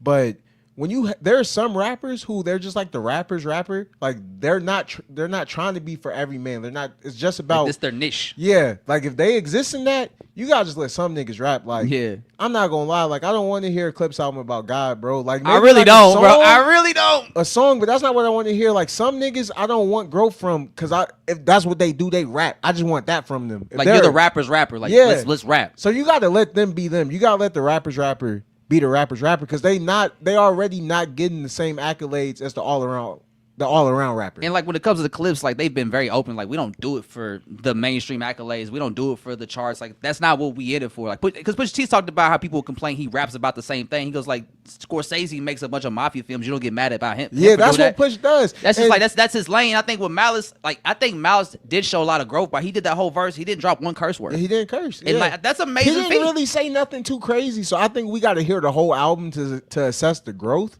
But in terms of growth, I feel like, yeah, if you're an overall rapper, if you want that top spot, you got to show growth in your content. But if you just want to make music for your niche, we need rappers like that too. We need rappers who give us consistently the same thing. There are great legendary rappers who do that. Wiz Khalifa, Currency, yeah.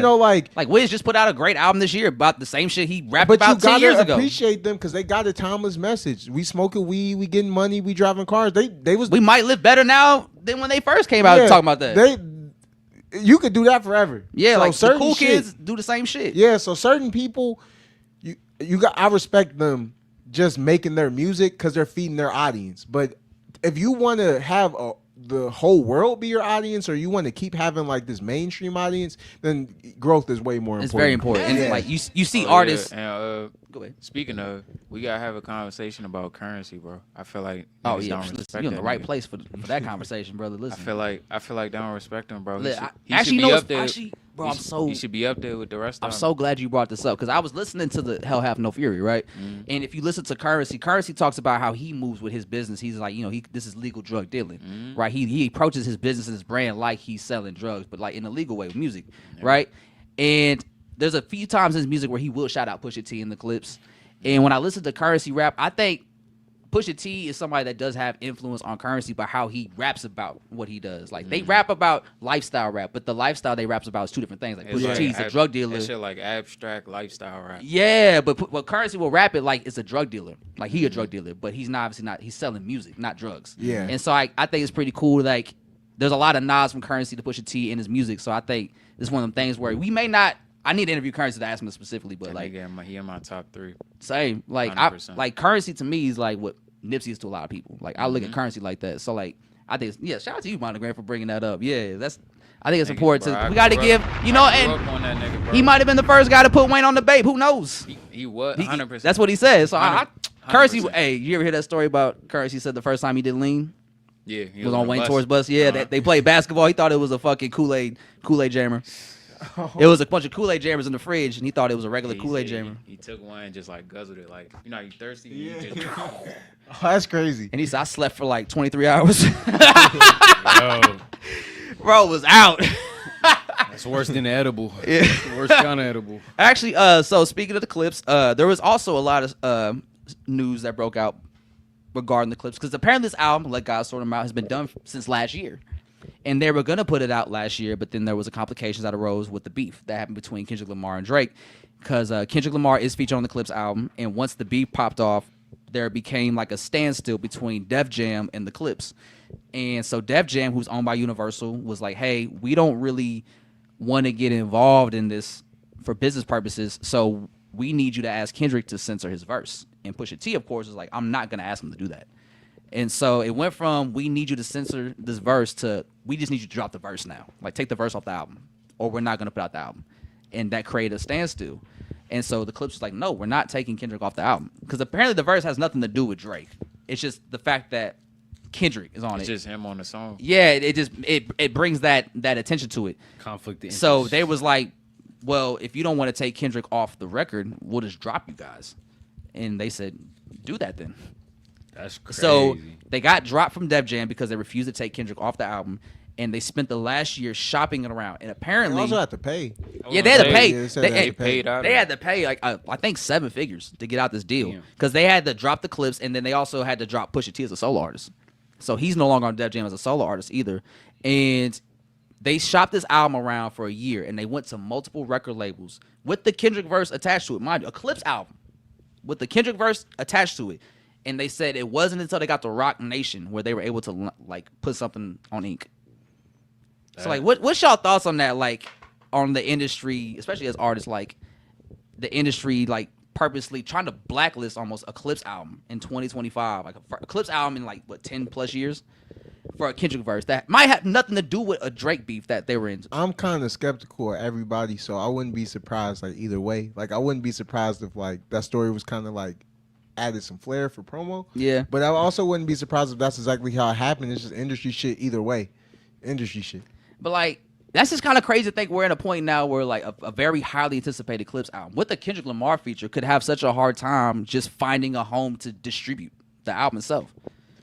Yeah, that's why I'm like that's kind of crazy. But But you got to say, like, when it comes to somebody of like Drake's stature, like that's a big business investment. Like Drake is a huge investment for a lot of different businesses. So it's like you don't even want to get involved in picking. I think it came down to like they just didn't want to pick sides. Yeah, I don't know. I mean, because again, I don't know. It's like one of them things where it's like I would maybe need to.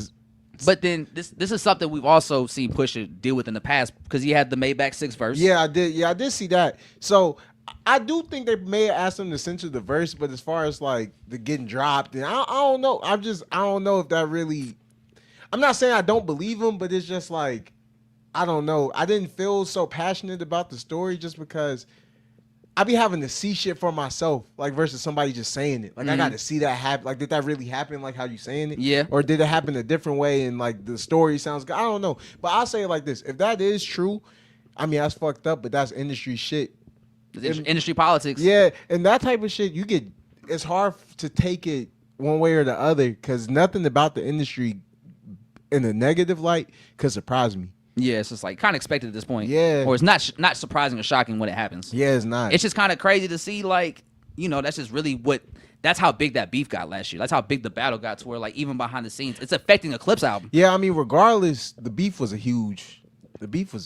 Still huge. Like, yeah. You know, Kendrick Lamar on $1 billion tour right now. Yeah, it was like a clash of two of the two biggest rappers of their generation. Yeah. So, and not only was it a clash, but the clash was crazy. Like the clash was crazier than what we was expecting. Like, yeah, we expected them to beef, and it'd be like, you know, like it'd be a big deal, but just the levels that. Bro, I low key, I ain't think Kendrick was gonna respond.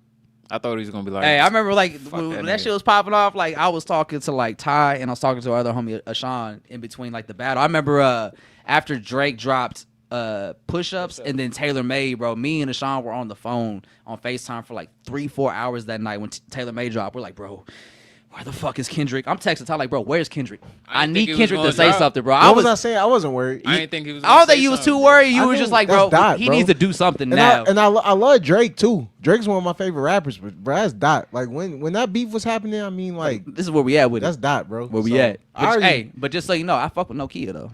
Like Nokia. I love Drake, bro. Like, Drake is, show, and that's the thing too. corner show. That's the one. This is probably the best thing that we can say about the beef. We do not know these niggas. Like it doesn't have to be like, oh, like you know, like I fuck with one or the other. Like we all fuck with both. Damn near. It really isn't people who don't like Drake. It really isn't people who don't like Kendrick. But most of us is like we listen to both of them. Like, yeah, before the battle, like it was. I'm always more of a Kendrick fan. Like Kendrick is my favorite rapper, but Drake is one of my favorite rappers too. So like, let me ask y'all this: how do y'all feel about Drake using his power and leverage to just pull stuff like that, pull rank like that? You could say, well, like when it comes to a Clips album, or like when it comes to like a Pusha T verse on a Maybach 6. Like why not? If you in his position and it's like, let me pull my card. Low key, I thought it was a nice flex when he was like, yeah, y'all TD motherfuckers ain't coming to Canada. Yeah, Yeah, it's it's like, like, why that's not? kind of a low. Well, That's okay. a big flex. You like, Yeah, you want to it's- show? You can't come here. Sorry. yeah, it's industry shit. Like I don't know. Like It's no none di- of it surprises me. It's industry shit, and it's probably they you know, on one hand, it's like obviously like Drake does do some shit, and I get people's Drake has done shit I have criticisms of too, but then sometimes it's like that shit. Like if sometimes I be feeling like Drake be doing shit that the 50 Cent would do, niggas be like, oh that's dope. And my thing is, it's just not. I'm not mad that niggas getting at Drake for it, but get it 50 Cent when he do it too. Yeah, 50 Cent do a lot of he corny shit, blackballing man. Niggas too. 50 Cent did a lot of corny shit. And niggas say it's cool, but it's like, I don't know. Fuck, what was I about to ask? Fuck, 'cause we was talking about 50 Cent corny. Well, not yet. Almost there. We're almost there. Wait, what you mean? Because the AI clips only go from an hour 45. Oh, they do? All right. Fuck, man. I was going to ask you something. Oh, so let me ask you about, so we're talking about Drake, right? Yeah. And there was a quote Pusha T did in an interview that he put out recently where he was talking about just everything he wanted. So anything you ask him, he'll talk about it. Yeah. But he was talking about Drake, and they asked him about the lawsuit, and he was like, you know, I don't really rate Drake no more after the lawsuit because I just feel like that cheapens the art of it. Yeah. It's like, what do you guys think about that quote when it comes to like, because I think that lawsuit is gonna have like a lot of ramifications depending on how it goes. I think like how he said it cheapens the art of it, and I think we're in the process right now where music's value is like at a very low point. So you artists themselves are creating value with it, Yeah. with their music, what they're doing individually, as opposed to like there's a bunch of big artists that are just contributing to the ecosystem of music, right? Yeah. So when you have somebody like Drake who's getting people's verses pulled from albums, or he's getting albums delayed because if people are on it, or he's getting lawsuits for artists against making diss tracks, like how do y'all feel about how does that all shape Drake's legacy and how y'all view him? I mean, I feel like it's been going on. Like Drake not the first nigga to do that. We just saying it because it is like we see everything. Eminem did that. Well, what? Which one? Benzino. He sued Benzino. Oh. I mean, Benzino was blackballing him from the source. But he sued though. Like, Oh, he did sue the source. I forgot he sued the source. Benzino came with a clip of Eminem saying nigga, and Eminem sued him. I remember that. They put it So, out. Yeah. Drake wasn't the first nigga to do it. I mean, I think suing in the beef, I wouldn't do it. Trash. That's trash. I wouldn't do it. I wouldn't sue a nigga, but at the same time, Why I not? would hope I would never be in the position where some shit like not like us come out about me. It could happen to me Yeah, though. but I wouldn't sue though. Obviously that's not me. Like I wouldn't do that shit, but Does that? All right. So does it's not cool. Like do it's these not, actions hurt Drake's legacy and like where you rank him? Not really though. Not for me. Not He's really. still, Because it's like, about top music. 10? Like I don't know him. Yeah. Like so he be doing shit like that I don't agree with on a personal level. All right, I don't know him though. Like so it's like as far as like I like how I feel about his music, his run. I give people their credit. I don't like to take away like what people have done good just because of what I don't agree with. Because really, if we went down every rapper, it's hella shit that they all have done. That's not solid. That's weird. That I don't agree with. It's hella shit from every rapper, and there's probably shit that I would do that other people might feel like the same way about. So it's like when I'm talking about who's nice music, I'm just talking about who makes the best music. Now, if we talking about who's the most thorough rapper, then yeah, that's different. But then we Ain't too talking, many of them really though. yeah, but then we Ain't too talk many. about who make dope music. We enjoy like a lot of people. We enjoy Drake music, and it's like I think a lot of obviously it's hella people who are reminded you like, bro, we grew up on Drake. Like they remind you every 10 seconds. Like you can't say nothing bad about him, but We grew up on Drake. yeah, but at the same time, it's like you could just acknowledge two things. Like I fuck with Kendrick. I don't really like the way that Drake moved in the beef, but that don't mean that Drake is trash or he's not a raw rapper. Like Drake is I listen to Drake. So I don't agree with the lawsuit though. To answer that question, I don't agree with that. But from a business standpoint, business standpoint and hip hop standpoints often a lot They of clash. times it's two different sides of the spectrum Yeah, because a lot of shit that's hip hop is not good for business. It's not. So I mean, It's disruptive. if you want to do good business, you got to just take the negative shit that comes with it, like the negative opinions. Like if you know for a fact you about to get some M's doing the lawsuit, then who cares what people say? If that's what you're doing it for, you already made your decision. So I think people have to decide for themselves what they want because people is going to have, it's pros and cons to everything. So just make your choice and do what's I just best. like it kind of comes back to like the Timberland discourse we'll have here in a second. I was like, Yeah, see, Andre looked up like, who the fuck? goddamn ghost? I thought that my stomach actually pressed the button. I was like, dude, I need to Hey, yo. Because, like, I think, like, what you do outside of music as an artist and, like, how it impacts music in the genre, I think can either elevate your legacy or definitely hurt it. And I think I take stuff like that into consideration. And not everybody, I'm not saying everybody's to move like that. I'm just being real about it, though. Like, in the moment, like, hell yeah, that's disappointing that bro filed a lawsuit. After the beat, hell yeah, it's disappointing. But, realistic, But if it changes the landscape of how we move going forward, then I'm like, yeah, that was some bitch shit that you did. Because, like, if it changes how we approach 'cause battles, I'm not gonna lie, like hip-hop? I don't see Drake's. I get it. Like you don't want to be called a pedophile. I get it, but No one should. I don't see the defamation case because you didn't do the same thing. You didn't say the pedophile, but you said shit about him that could fall under defamation too. And Yeah. this is so I don't get that angle. The only reason I'm saying like it's not affecting how I feel about him is because I know realistically in 20 years when we're talking about all this shit, this lawsuit's not gonna be a big part of the conversation. I just don't see it. It's just a corny look. It's just a corny look. And I feel like sometimes, like with discourse, that's where I'm at with it. Like we could talk about it for where it is. Like I don't fuck with that individual thing, but sometimes I'm like, just because I don't fuck with it, I'm being realistic. I know how people move on fast. People have done way more flagrant shit. Like look at Ye. Ye's done all type of way crazier shit. Ye had a wild year. Niggas don't care though, really. Like, bro, if you make mute, like niggas at don't that care. we're at the point Like, where it's like it's kind of crazy right at point now with Ye, but it's like he's just off in the corner now. But we're like that with most shit. Niggas don't care no more. Like what you do some crazy shit, people will talk about that shit for 2 weeks, and then you do something people forget. That man made a whole song, and that shit was like a conversation for a weekend. Yeah, like, and I'm not saying that should be that way. Shit on some 100% stay that way. Yeah. That weekend shit was it stayed right there. But yeah, like I don't agree with the lawsuit. I just don't see it being something. I hope not. I hope it doesn't become like a bigger deal. I just don't see it being something. No matter how it plays out, I don't see it being something that people really consider when they talk about Drake's legacy. I think Universal just like running laps around him in that lawsuit right now. Because every time I see excerpts from, I don't know the law, but I don't understand his case personally. Like you was doing defamation too. Mm-hmm. Everything that he's suing for is like you was doing it too. And I get people are saying like that's why he knows to sue, but I don't know. He's gonna have to take some losses with that too, because it's gonna expose some shit about what he was doing. And that's what Universal was like, yeah, bro, we can all pull back the curtains if we want to do that. Yeah, it could get messy real quick. But speaking of messy, we gotta talk about this A$AP Rocky album, because I know you a big A$AP guy, so I just want to hear your frustration. I'm very frustrated with A$AP Rocky because he did some more bullshit this past week that he always does, where he'll just like, hey, yo, big announcement this day. It's a stupid ass. It's usually a fucking Puma ad. This time it was a fucking Cash App ad. And it's like, are you promoting? The whole joke of the commercial was like, so when's the album coming out? You know, Cash App after payments. He still ain't dropped? No, he still ain't dropped. We going on. We about to be on. What's it about to be 7 years now? Yeah, 7. He pushed it because of the case, and then he was like, all right, I'm free. Let's go. Then he started putting out like really trash ass snippets. I'm like, dude, he got Fenty. He chilling. See, so at the end, actually, so there's actually a little cool thing that did happen in this commercial. So like at the end of the commercial, he's like a little phone number. It's like you call this to get more information. If you call the number, it plays a snippet, right? Snippet sounds like ass, but the cool thing about the snippet is that it's allegedly produced by Space Ghost Purp. And this was confirmed by Space Ghost Purp on his Twitter. I think I was about to say I don't believe that shit. I did see Purp saying he cool with A$AP. And he posted like a higher quality version, because the snippet that was going viral was from like the phone recording of the message when you call the number. But then Space Ghost Purp posted like the CDQ snippet of it.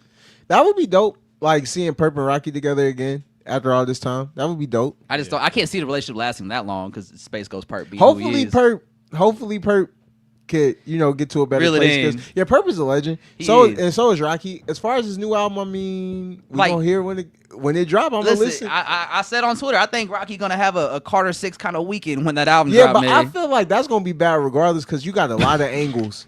What, you got a lot of Don't Be Dumb. Don't Be Dumb. Whereas like you got a lot of people. I'm not saying the album is gonna be bad regardless, but I think there's a lot of people who already have their mind made up. Yeah, I didn't know about it. I didn't know a lot of people thought hate A$AP Rocky as an artist. Like I thought we all fucked with A$AP Rocky, and then one day I just realized we didn't fuck with A$AP Rocky no more. Yeah, I always listened to A$AP Rocky from when he came out, but when I was a kid, I used to have like a chip on my shoulder about Rocky, because I was a Tyler fanatic. So yeah. How dare y'all steal the thunder? Yeah, this is before they was cool. So really, my uncle, he used to listen to Rocky. He'd be like, Rocky way better than Tyler. I get why in 2011, why you would say something like that, but I actually used to be hurting me. So I used to be like listening to Rocky, but I'd be mad listening to him. And all this motherfucker do for Don't Be Dumb is just make commercials that are kind of centered around the Don't Be Dumb aesthetic, but have nothing to do with the actual album itself. And then he'll just put out somehow snippets will get released to the internet that don't sound good. Like the Metro Boomin snippet did not sound good. Metro Boomin doesn't make beats that are good for anybody else that's not Future. Like all of Metro Boomin's beats for other artists are trash, bro. Yo, just jumped out the window. Like he just jumped out the window. Metro Boomin's beats be trash when they're not with Future and Young Thug. Those only. You saying like from a certain point or always? Like just from a certain point right now, I guess. Like I mean, the 21 Savage is fire. I like the Savage Mode 2 albums. I'm not gonna lie, I haven't heard the second one or the first one. The second one. You like the second one? Yes. The first one's the best one. No, it wasn't. Hold on, son. Back me up here. That's one of them ones where it's like niggas got memories. Help me. Like niggas got memories, but I got ears. I got ears. Have you heard the first Savage Mode? Yeah, I've heard it. I've heard it. 21 Savage. The second one is a better. He was an exponentially better rapper. Yeah, on Savage Mode 2. 100%. He was an exponentially better rapper. He was already because. It is nostalgia. I would say no. He's a great rapper. I'll say 21 Savage is a great rapper, and I realized that on I Am than I was. That's when I was like, okay, he could really rap. But I would really prefer if he just did something else besides Savage Mode 2. I would just preferred another 21 album. Because I'm not a big fan of sequels, as you know. But Savage Mode, what they got to do with the music? Because it's like you trying to recapture this moment that you guys did already. No, you trying to recapture. No, the he's moment. trying. I'm not making the album. No, I'm not making the album. You notice That's why how you don't like it. You don't sometimes appreciate like it for what niggas it will be is. talking about why they don't like an album. You be like, why you don't like an album? They start saying shit that don't got nothing to do with songs. They be like the title and the cover and the like why didn't you, when you listen The to best that, song is the second song. Running? Yeah. That was a hard ass song. That's the best song. And then after that, what was it, Mr. Nice Guy? No, what it was that one? with Glock Drake? in My Lap, which was hard as hell.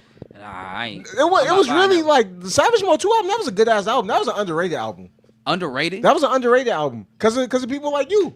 They were saying it was like Savage Mode was automatically better. Like Savage Mode, I think was more of a moment.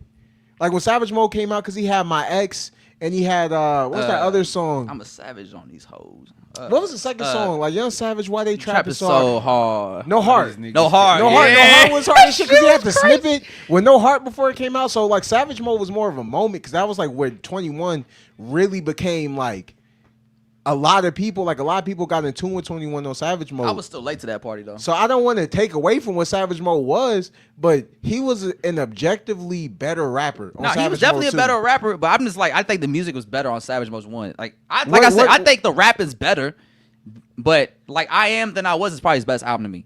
So it's not like I don't like his albums post Savage Mode. Like I fuck with the album before that. I'm just like Savage Mode 2 just didn't capture me the way I Am Than I Was did. What up, gang? I can maybe see that. I don't What know. up, random guy? I think Savage Mode 2 was my favorite 21 album. It's definitely And my I may have to favorite go back 21 and listen to it, but I did fuck with Run a lot, but that was the only song I remember gravitating towards a lot. You need to listen to it again. Cause it's hella. My Dog was crazy. Brand New Draco. I haven't listened to the album in a while. Mini Men, when they flipped, like that shit was crazy. It was a dope album. All right, I'll have to check it out.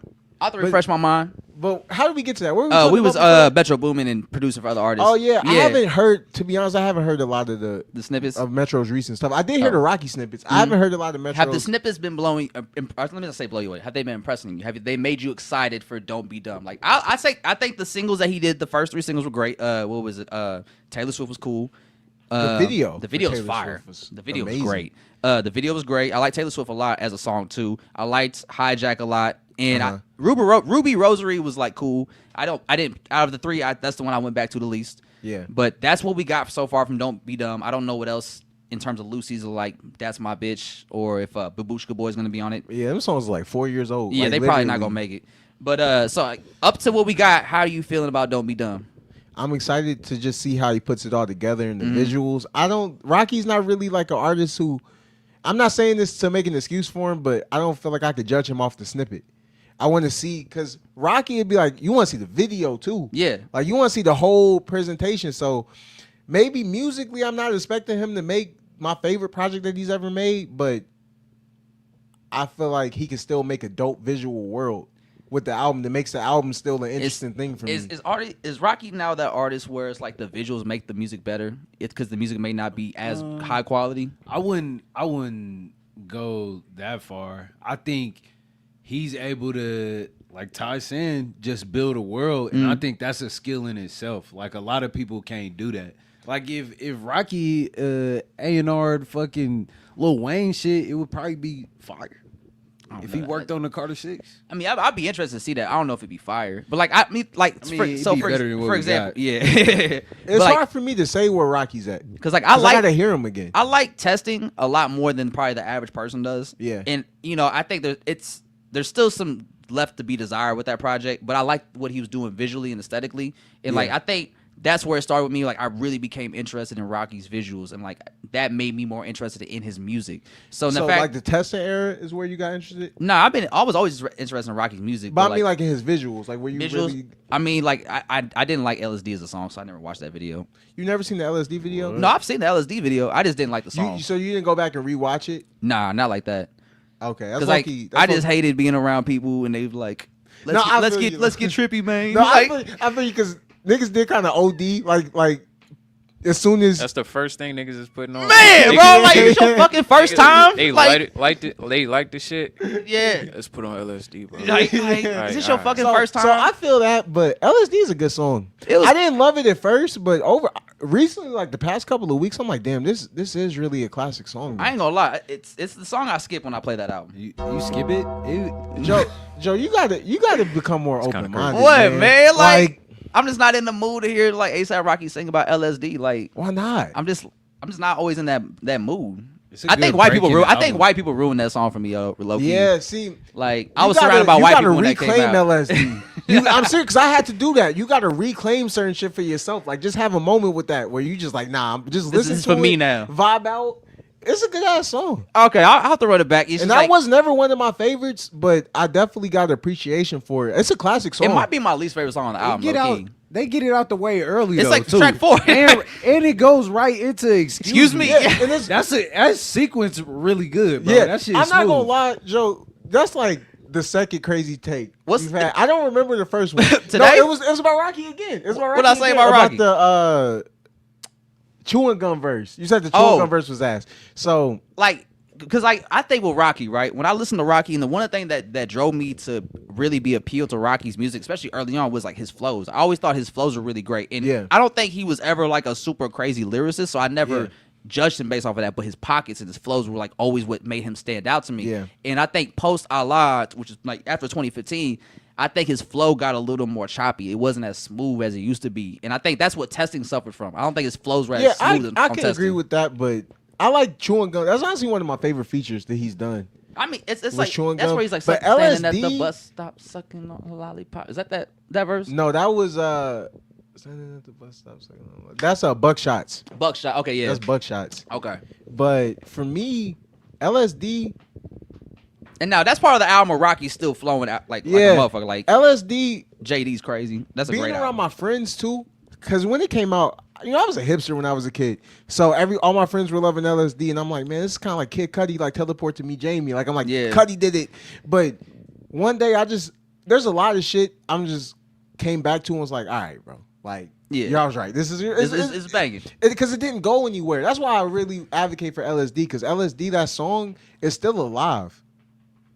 It's still live. Yeah. If you hear that in the Yeah. right setting after a few mimosas or something, That song, you're gonna that be song like, still "Oh, this means- is a pretty good song." that song still means something to people. Like, that's a like classic. it still takes me back to like that time in my life. I just feel like it was crazy that you said that's the worst song on. What's the worst song on there? Not that. All right, hold on. Let's look at this album real quick. What's the worst? Fine Wine. MIA Future. No, that's not the worst song. But that's not. I wouldn't put Electric that over Body? LSD. I don't think Electric Body is a better song like, than LSD. It's not. Not to me. I like. LSD is probably like a top 5 song on that album. to me. Damn. Really? Hey, That's man, this that's is- probably a This really is a great cold, album, though. It's probably a It really is. It's a cold really take. good album. It's Like, not really no skips on here like that, nah, not really. except for LSD. Right? Yeah, for me, yeah. Like, I don't. Almost every song on that album. Looking at that track list, almost every song on that album, I like LSD more than. Really? Yeah. It's really like that for you?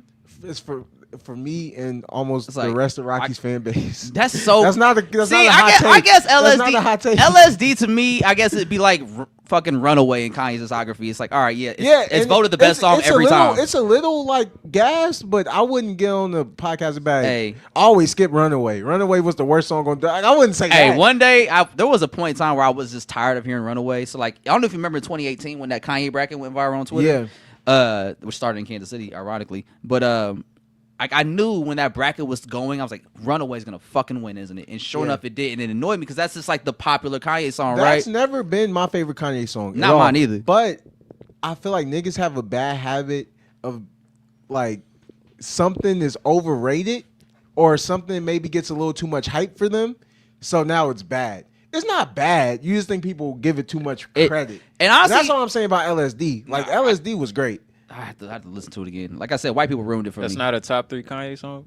Runaway? Not I to mean, me. I might put it in just for impact, and because it really is a great song. Like once I got back onto it and I wasn't burnt out on it anymore, Yeah. I really do appreciate all. Runaway 7 minutes. is a fan. Like, Ye got a bunch of great songs, so I wouldn't be mad if somebody had Runaway. I just in think the, that's in their top 3, but It'd it's be not like in mine. it'd be like somebody putting like March Madness in like your top 3 future tracks. So, what is an example of like an artist's most popular song that is one of their best? It's one of their best. Yeah, Oh, Collard greens. I'm kidding. Kids School with Yeah, you. I'm kidding. It's one of their best. yeah. That's and a it's- single. Yeah. So one of the like their most popular song is one of their best. I think I don't know if it's his. I'm not saying it's his best by any means, but I Yeah. think it's one of his best. I think Headlines is like one of Drake's best songs to me. Like I really do appreciate, and like I was, Drake got so That's many. not I was bad looking shit. at that too. I Yeah, was Drake looking at got Drake's so many singles. songs. Like, what is Drake's most popular? I don't want to start that question. Yeah, But that there's so many. So I wouldn't be mad at Headlines. Like Headlines to dope me is song. like I think for a single and for Drake, like that's a I'm not really gonna good lie. single. One of mine's, bro, Not Like Us, is one of my favorite Kendrick songs, bro. I'm not gonna lie. Actually, I forgot to forget that. It wasn't on the went- album though, so it threw me Cause off. he went fucking crazy. Mm. Like niggas, yeah, niggas just like, oh, All it's- eyes on me, and I'ma it's set it up the pot. Like, yeah, niggas just like it's overplayed, and it might be overplayed. But that's a hit for you. If we heard all of these songs for the first time right now, Not Like Us, would be like, damn, that was one of that one was of a the great ones that stood time. out. Yeah, yeah. What about you? You got any? I'm trying to think who. I can't pick one. Stronger for Us is Ye, probably too. Strong, the- strong. I love the Strong. song. Can't tell me nothing. Yeah, Stronger, Flashing Lights. Can't tell I think me nothing. Kanye might have the best singles record track record in terms of like this could be his best song. Yeah, he has great singles. Like his singles 'Cause were Runaway is always a single. Runaway is a single. Power. Yeah, all of the lights. Like he got Love Lockdown. Heartless. amazing. God damn. Diamonds Are Forever. Yeah. Good Good Life. life. Yeah. Like Flashing Lights. Yeah. Yeah. Yeah. Every so- single was a banger. Like he Yeah. did. Yeah. Even Gold Digger for some people. Yeah, Not for I me love- though. Not for me though. Gold Digger's a great song. It got played out. I remember that, but it's a great song though. Yeah. Like it just feels really uncomfortable now when people play it because obviously white people are in the room and they get very free. Yeah. Like and it's always awkward. Hope it's It's like you don't need to say it. You don't need to say it. Like I know. There was one time I was in college. Right, we were at this sorority house before a pregame, and like Gold Digger players, and then like it's getting to the hook, and I'm like one of the only minorities here. Like, are they gonna say it? Because it's gonna be awkward. This room full of white women do this, and then right before the hook gets in, one white girl goes, "Don't say it, don't say it," and no one said it. I was like, wow, look at that restraint. Peace. Yeah, maybe this is gonna be a good night. Another one. Shit, you gotta deal with living in Missouri. Another Joe, artist Corner who Joe. one of their most popular songs is one of their best is, to me, like Billie Jean is one of my favorite songs of all time. Actually, that was a That's single. not fair. That's like, but then Thriller's on the same album. Like that's not Thriller could fair, bro. arguably be Michael Jackson's biggest Nah, single. oh yeah, as far as but I'm talking about like Personal big that's one of my favorites. Like Thriller is one of his biggest, but it's not one of my favorite Michael Jackson songs. But I'm Actually- like Billie Jean is both. Like it's one of his biggest songs and is one of my favorites. Like Billie Jean is one of my favorite songs ever. I don't care how popular it is or how many times people play it. I think Hove's single run on Black Album was really good. Yeah, that had Dirt Off My Shoulder, 99 Problems. Yeah, 99 Was Problems. Excuse Me Miss on that one? No, that was Nah, Punk. it's- What was the Pharrell song? Change Clothes. Change Clothes. I didn't really like that one though. Maybe Check- some from. It wasn't one Daytona. of their best, but I like it though. It's It a good was song. it was serviceable for a single. Yeah, it's a dope song. It's not one of my favorites. It's just not Excuse Me Miss. Nah, it's not at all. Excuse Me, Miss is one of my favorite. You could put that in that conversation too. That's one of my favorite Jay-Z songs, but it's Oh, not yeah. like one of my top. I don't know. Actually, is it If You Know You Know? Is that a single? I think one of them, like either What Would Meek Do or If You Know You Know. I would. So If You Know You Know was probably the only But single. I'm talking about like hits. Oh, Like, hits. Like they was like huge songs, but Catastrophic. they're really like one of the artist's best. I mean, if you talking about Window Shopper. nah, that Like- 50 had way bigger hits than that. Like In the Club could be 50 Cent's In best the- song. Hate It or Love It. That probably is one of my favorite game songs. Like what other ones? Like 21 Questions. 21 Questions. Just a little bit. 50 has some dope singles in the beginning, like early on. Mm-hmm. Especially with G Unit when they was on that early run. Yeah, that's a good question though. Like, what's artist's best song is actually a single of theirs? Yeah. Yeah, that's a good question. But like, yeah, I think Kanye definitely blows that shit out the water. Every single was just could be a Kanye, greatest song ever. But it's because every song he was making Well, yeah, was great. was He amazing. was on a run. Like he was on a crazy run. Oh man, that was a great 10 years we had with him. Yeah. Great 10 years. So there is actually some Andre's been hitting us up in the chat about. He's been dying for us to talk about it. And that, since you two are artists, I'm actually glad to have y'all on here. So as you guys probably, if you guys haven't heard, Timbaland's been in the news this past weekend because he recently announced that he's doing a partnership with an AI record label, and they are going to be putting out their first AI artist that they crafted. This record label, right? And people were upset about it, obviously, because it's Timbaland. Timbaland's known to push bullshit, bro. Like, I hate Timbaland. I really fucking hate Timbaland. Like, I'm at the point now where, like, I don't give a fuck what you produce anymore. Like, you piss me off a lot. Like, you sell out everything you can. Like, sold out verses, you selling out hip hop, you selling out music now. Like, fuck Timbaland, really. I don't give a fuck. Like, I have no desire to ever meet Timbaland or talk to him. So I don't care how he feels. But I hope you don't meet him. yeah, I mean, I ain't scared of Timbaland for real. Like, but like, you know, I don't ever want to meet him. I have no desire to meet Timbaland by any means. I feel like he's he's somebody I'm gonna meet in maybe like 10 minutes into talking to him. I'm gonna see how he thinks, and it's gonna annoy me, and I don't want to be around that. And so this AI shit is just further diving into that theory I have. And he's just gonna be an annoying ass person to be around, right? And so I don't know if y'all have noticed, but Timbaland's been doing this thing on TikTok where he will have artists pay like $5 or $10. I have been seeing that to like have him play their music live on his TikTok stream, and he'll kind of just give him feedback about it, right? And so once he announced that he was doing this record label with this AI artist, people were speculating that he was using the music people were submitting to help train his AI model. I did see that. I saw somebody say that. So, like, I just want to, what's y'all thoughts on Timbaland using an AI artist in the future? Because Timbaland's tried to do an AI Biggie verse. I don't know if y'all remember that a couple years ago. He tried to push this AI Biggie verse that he was trying to use with this program or something. Oh, I ain't see that. It was nasty work. It was like some AI app I think he created. They put together a Biggie verse because he was like, I always wanted to know what Biggie would sound like on one of my beats. Yeah, the AI shit to me is not gas. Like, you could be doing something else. More productive. You know what? I don't even like trying to like tell niggas what to do. I mean, if that works for you, that works for you. But for me, I'm not tapping into that. I'm not tuned into nothing AI. And he actually had a live on TikTok with Young Guru, and Guru was like arguing like, bro, that's not cool at all. Like, it's not about money. It's about the human element when it comes to music. And that's what I have a problem with. Yeah, that's why I get so annoyed when these stupid ass tech bros always want to like, AI is the future, bro. You got to accept it. I'm like, no, I don't have to accept it. It's not like you just giving up. I don't have to accept no AI bullshit in any music I consume, because like when it comes to music, it's deeper than just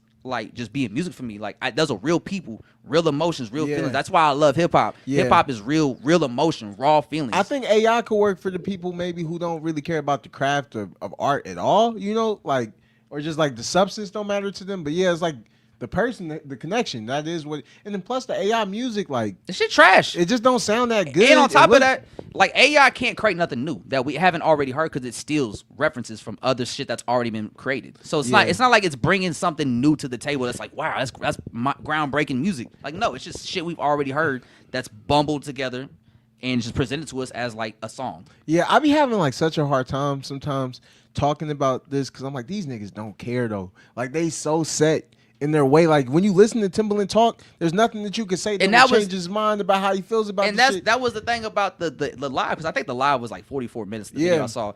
And somebody was like, yeah, Timbaland didn't say shit the whole live. He was just sitting there listening. Like, you could tell he's going to listen, but he obviously made his mind up. Yeah, because it's for the bread, or he might like it or whatever. But and that be the thing. It's like Timbaland, Snoop, and Swizz Beatz are like all the same person. Like, y'all have all that y'all have all that fucking money, and you still sell out for money any chance you get. Ain't the point of getting fuck you money to say fuck you to shit? Like, why don't y'all ever say fuck you to that shit? Like, fuck off. Yeah, Shaq. Shaq? Like, goddamn, what commercial hasn't Shaq done yet? Yeah. Like, goddamn. Yeah. Like, I just don't understand how y'all can have so much money and still sell out. Yeah. That's the whole point of getting all that money, so you don't have to do shit like this no more. It's definitely disappointing, because Timbaland is one of the all-time great producers. So you will hope that he will be pushing the, the future of production in the way that aligns with you, but I think the moral of the story is stop aligning yourself with these niggas you don't know. Like, these niggas, they doing whatever the fuck they want to do. Like, they obviously just getting a bag. Yeah, like, they don't care. And you know what? Like, they don't. That's how I feel. Like, they don't owe me nothing. It's disappointing, but then why am I disappointed in a nigga? I don't know. But the AI shit is a different conversation, because the AI shit, I'm not gonna lie, like, I hate that shit. I don't want to get into like a debate with nobody about it, because I don't care enough to argue. But it's like, I hate that. I just feel like shit, if you arguing against me saying I don't want AI in my music, and you're like, but I'm like, all right, I just don't want to talk to you. Yeah, like there's nothing we could talk about. It's certain opinions I have that I just have that opinion. Like, if you disagree with me, you just disagree with me. I'm not gonna argue with I don't care. I'm not gonna argue with a tech bro about music. Like, it's obviously you don't look at music the way I look at it, or like somebody that actually loves music and values it. And that's how I feel about AI. Even outside of music, I don't really like the AI shit. Like, this is not from. Like cause we've been seeing since AI has gotten more popular and more funding, we've been seeing like AI movie studios. Like, what the fuck is an AI movie studio? Yeah, they say it's gonna be the future of movies, and that'd be disappointing. Like, why do you want a movie with people want... that aren't real? I don't understand that. Yeah. Like, there's anime. We have anime for shit that if and we want to even expand our imagination. That's what makes it so dope, because anime, you could do anything in the world, but it's still coming from people. But it's like limitless, just like AI, but it's coming from people, and it's real, and it's love and put into it, you know. Like you can't. And I was talking because Rob Markman made a video about it, and I was just like, yeah, man, like AI can't create nothing new for you because it's not. It doesn't provide nothing new because it's not a person. Like, I think with the thing that we very underrate a lot when it comes to music is just like the human element and like what we bring as humans. Like, we bring culture to like these genres. Like, rock music has a culture, like country has a culture, hip hop has a culture, because humans brought this culture to it. Like, AI doesn't bring nothing but an algorithm. Yeah, facts. And so you're not getting real culture with AI music or AI created content because it's not created by people. It's created by a machine. So like, if you want a movie,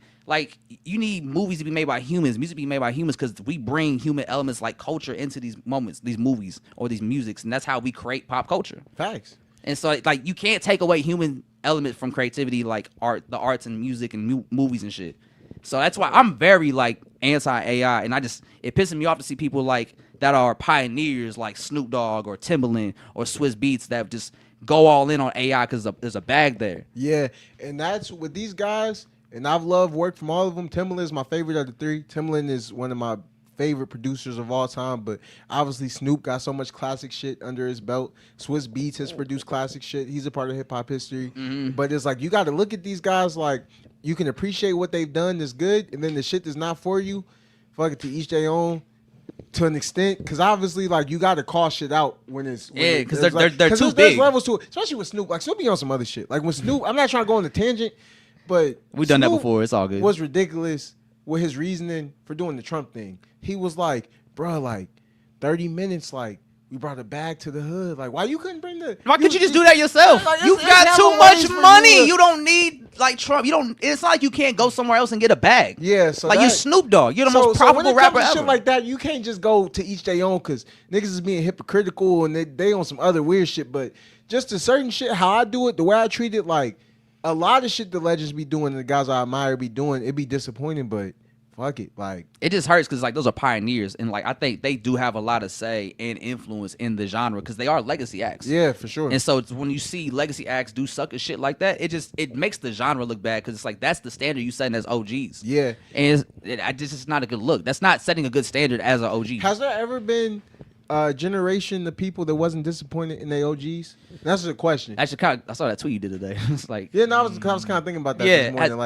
Like who were the? Because like, even the OGs in the '90s were disappointed in the '90s. Yeah, so like, Chuck D hated gangster rap. I can't come up with an example, but I think it's a matter of like perspective, because and discourse too.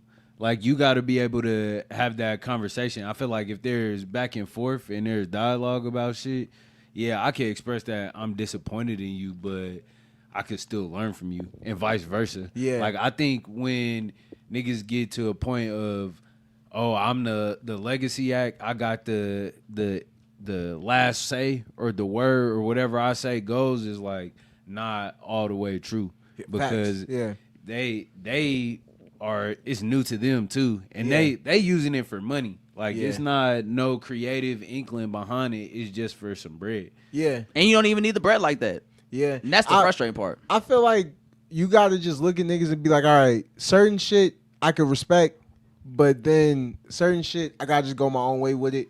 And I feel like that's the best thing that we could do, is just keep being what we want to see in the culture. I feel like if everybody does that, then hopefully shit could get better, because looking just to the OGs for the guidance is always going to go wrong, because the OGs is just people too, and people just fundamentally, people are on bullshit. Yeah, like straight up. And at a certain point, they really looking at people like y'all.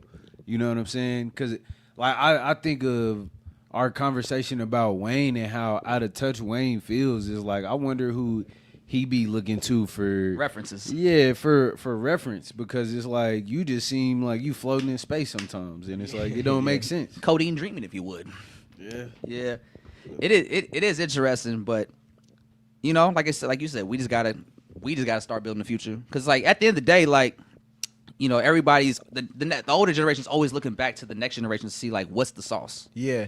Like we just seen fucking Young Thug sign Nine Vicious to YSL. Like he's one of them. Like he's like one of I guess the popping underground rappers. I seen Nine Vicious. Now he's literally just a Young Thug clone, which is crazy. But like that's just one of the things where like the older guys looking back, see who's popping in the scene for the young guys. Like, oh, this kid, I'm gonna sign him. Yeah, and that's just like you kind of get that sauce. Like that's how you stay rejuvenated. Like Kanye talked about that. Like Virgil Abloh talks about that. ASAP Rocky. Like they said, the secret to always having your finger on the pulse is tapping in with the youth. Yeah, yeah, and it's good that way sometimes, but it's pros and cons to everything. Yeah, and we always go. We always gonna have this. Yeah, always gonna have this conversation. Yeah, we're always gonna have these moments of disappointment. Mutually, the older people gonna be disappointed at us, the younger people gonna be disappointed. Everybody's just mad at each other. It's some black shit, bro. Oh, that's It's just some black shit. yeah. I was wondering. No. Black shit. Wait, so like, reduce it to what that. do you mean though? Like, what just some black shit? Oh, I'm not like disagreeing either. I just like wanted to know. Big Nelson stepping up to the plate. I'm gonna say this off. Yeah. So I feel like in other genres, it's not, those expectations aren't leveled at the next generation. It's only in black culture that even in the household, it's like the child looks to take on all the responsibility for the family to get us out of the hood. It's like, no, you got parents, grandmas, and great grandpas that should have not. But, you know, it's a multi-layered equation with, you know, systematic racism, all that shit. But, you know what I'm saying? Like, in black culture, we always rely on or put pressures upon the next generation. And that doesn't happen in fucking, I don't know, rock music or fucking grunge music or all these different things. It's only rap and R&B. Usher is shitting on T-Pain. Why? Remember that story? I do remember that story. So, Damn, that like is weird. Shit like that. It's like it even happens with our singers. I think also because it might just, especially like in minority spaces, there's always like that mindset. It's like, well, only one of us can make it. Yeah, like we can't ever have too many of us in one space. With this rap shit, it needs to be like it's on everybody. It's on the young niggas. It's on the old niggas. It's on everybody. Like if you rapping, it's on you. I don't care how old you are. If you rapping, your goal should be to put good shit in the ecosystem. That should really be the main thing. Young, old, 16, 56. Put out good music. Yeah, that's Holmes doing it. So it's on everybody. So I definitely feel that. And you know, I think with the age thing too, is like a lot of times older people will be like upset that the younger generation is disrespectful, but then they be disrespectful as fuck. You feel me?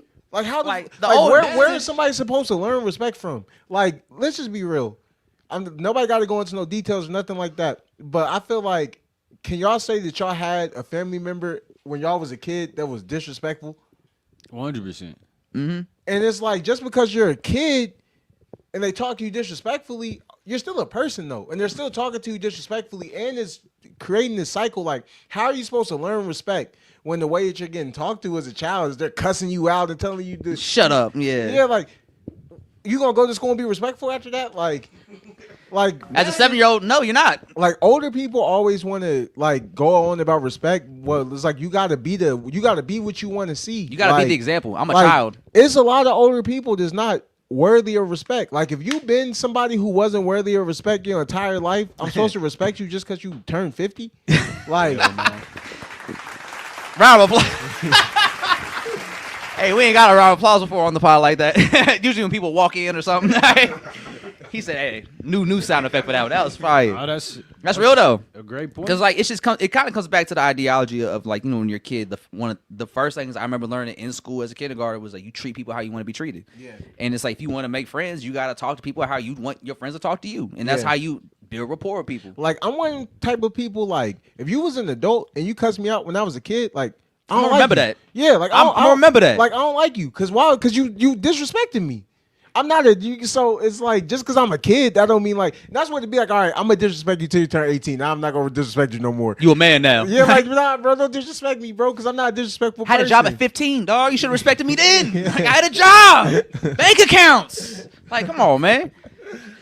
Yeah, like actually, yeah. So no generation was ever happy. Like, especially if you watch the Yeah, NBA. that's why I don't. You watch the NBA, you see that every day. Yeah, like I don't like just when people are like this generation about even to when like I even see where it's like people my age will be talking about people in high school like, man, when we was in high school what? Like we did all the same shit. Like nothing. Every group of people are fucked up. Like why does everybody be acting like they not Like fucked up? everybody's fucked up. We was in high school when Chief Keef took off, and I was like, this shit fire. But like as I got older, I'm like, like. It's kind of If I was an adult and I just heard this 18-year-old it kid, would be concerning. It would be very concerning. Chief Keef, so that's what I'm saying. But it's like every generation they had Or like shit going on. Like when was it 2018 when TK the race took off? Like I was like that shit was 24. I crazy. was like, yo, this shit fire. But like as I got older, I was like, Shout out great to lore, Joe. maybe not a great reality story. Like great song though. I think you can look at things from multiple angles, and I think that's the issue, and that causes a lot of like disconnect. Is like if you're not able to step out of your own box in your own world, you're not gonna get it. You're not gonna understand that how you're acting is the example of disrespect, not you just saying like respect me. Yeah. It's like you gotta teach. You got to show. So be they an example of that. the child knows what respect looks like. And at the end of the day, that's like the truth. That there's respect and transparency, because like we just agreed upon, we all looking at the older generation, regardless of like, whether we agree with them or not. They setting our example, but in vice versa, they looking at us and trying to understand what the future is going to be like, and the new things that they may not understand or might not be able to accept. And if you budge a little more, if you open your mind a little bit more, We might be able to meet in the middle. Exactly. We can build something great as a society. I think everybody needs to be more respectful. Yeah, Like 100%. they always just put it on the young people. Like I think everybody needs to be more respectful, because you talk to some old people, they talk so like, crazy. hey, yo, like, it worked I'm a both grown ways. adult. Like come on now, 'Cause it's I pay like- rent. Talk to me nice. That God chain damn. definitely moved quick. Because Yeah. it's like you talk to that teenager disrespectful, he hear that, this how he gonna interact with the world. Yeah. You know what I'm saying? So it's not until you have an honest conversation, because like I'm gonna always check some shit that's not respect. Yeah. But I'm not gonna disrespect you in doing that. Yeah, Because yeah. there's a way for me to do it with respect. yeah, for sure. You know what I'm saying? So it's like a lot of people just ain't their irritation or how they act come from lack of knowledge. And if you're not open to learning some new shit or being uncomfortable in that way, you're not gonna grow. And that's what niggas got to make them choices for themselves. You got to see that within yourself first. So For sure. Can y'all believe he almost missed the spot today? Like we were this close to him not being here today. Hey, Thankfully, everybody was flexible. We were able to make it because we needed that. Look at nah. that. See, that's why we keep him around, son. When he be saying like, "Oh, just do the pod without me today." I'll be having the gyms. Honestly, you an honorary member of the pod. Yeah, for bro. sure. Like, Yeah, like you and Sean now are both up there. Yeah, no, I love being a what do you call it? Reoccurring guest No. or There's like a special guests or friend to the show. Oh, That's what friend they of say, the show. friend of the show. Yeah. yeah. I think the third visit is stamped it now. I'm It's officially official. Hey, drop a bomb, Andre. We gotta get you a little lower third now. right, Next bet. time you pop up, we'll have it ready. dude. Tie phase on. yeah. So actually, I'm super glad you guys pulled up, man, because this is not only is it Monogram's first appearance on the pod, but this is actually his first interview ever, and I'm glad because we've been huge fans of your work so far, from what we've heard with Paris and the Babe Gay project, and you actually getting ready to gear up to drop your project, right? Yes, sir. What's it called? It's called Nautica. Nautica. Yep. Now, this is your second project you've done, right? Number 3. You done. So what's the first two? Lab Rats and then Basquiat. Okay, so break down to us like your approach to those first two projects, and then going into Nautica. So the first one, Lab Rats, I dropped that in 2020. That was September. That was basically like the warm up, because I hadn't dropped anything since I ain't dropped anything solo since 2017. Wow. So it's a 3-year break. And then we dropped some stuff in 2018 with Drop Dead, like us as a group.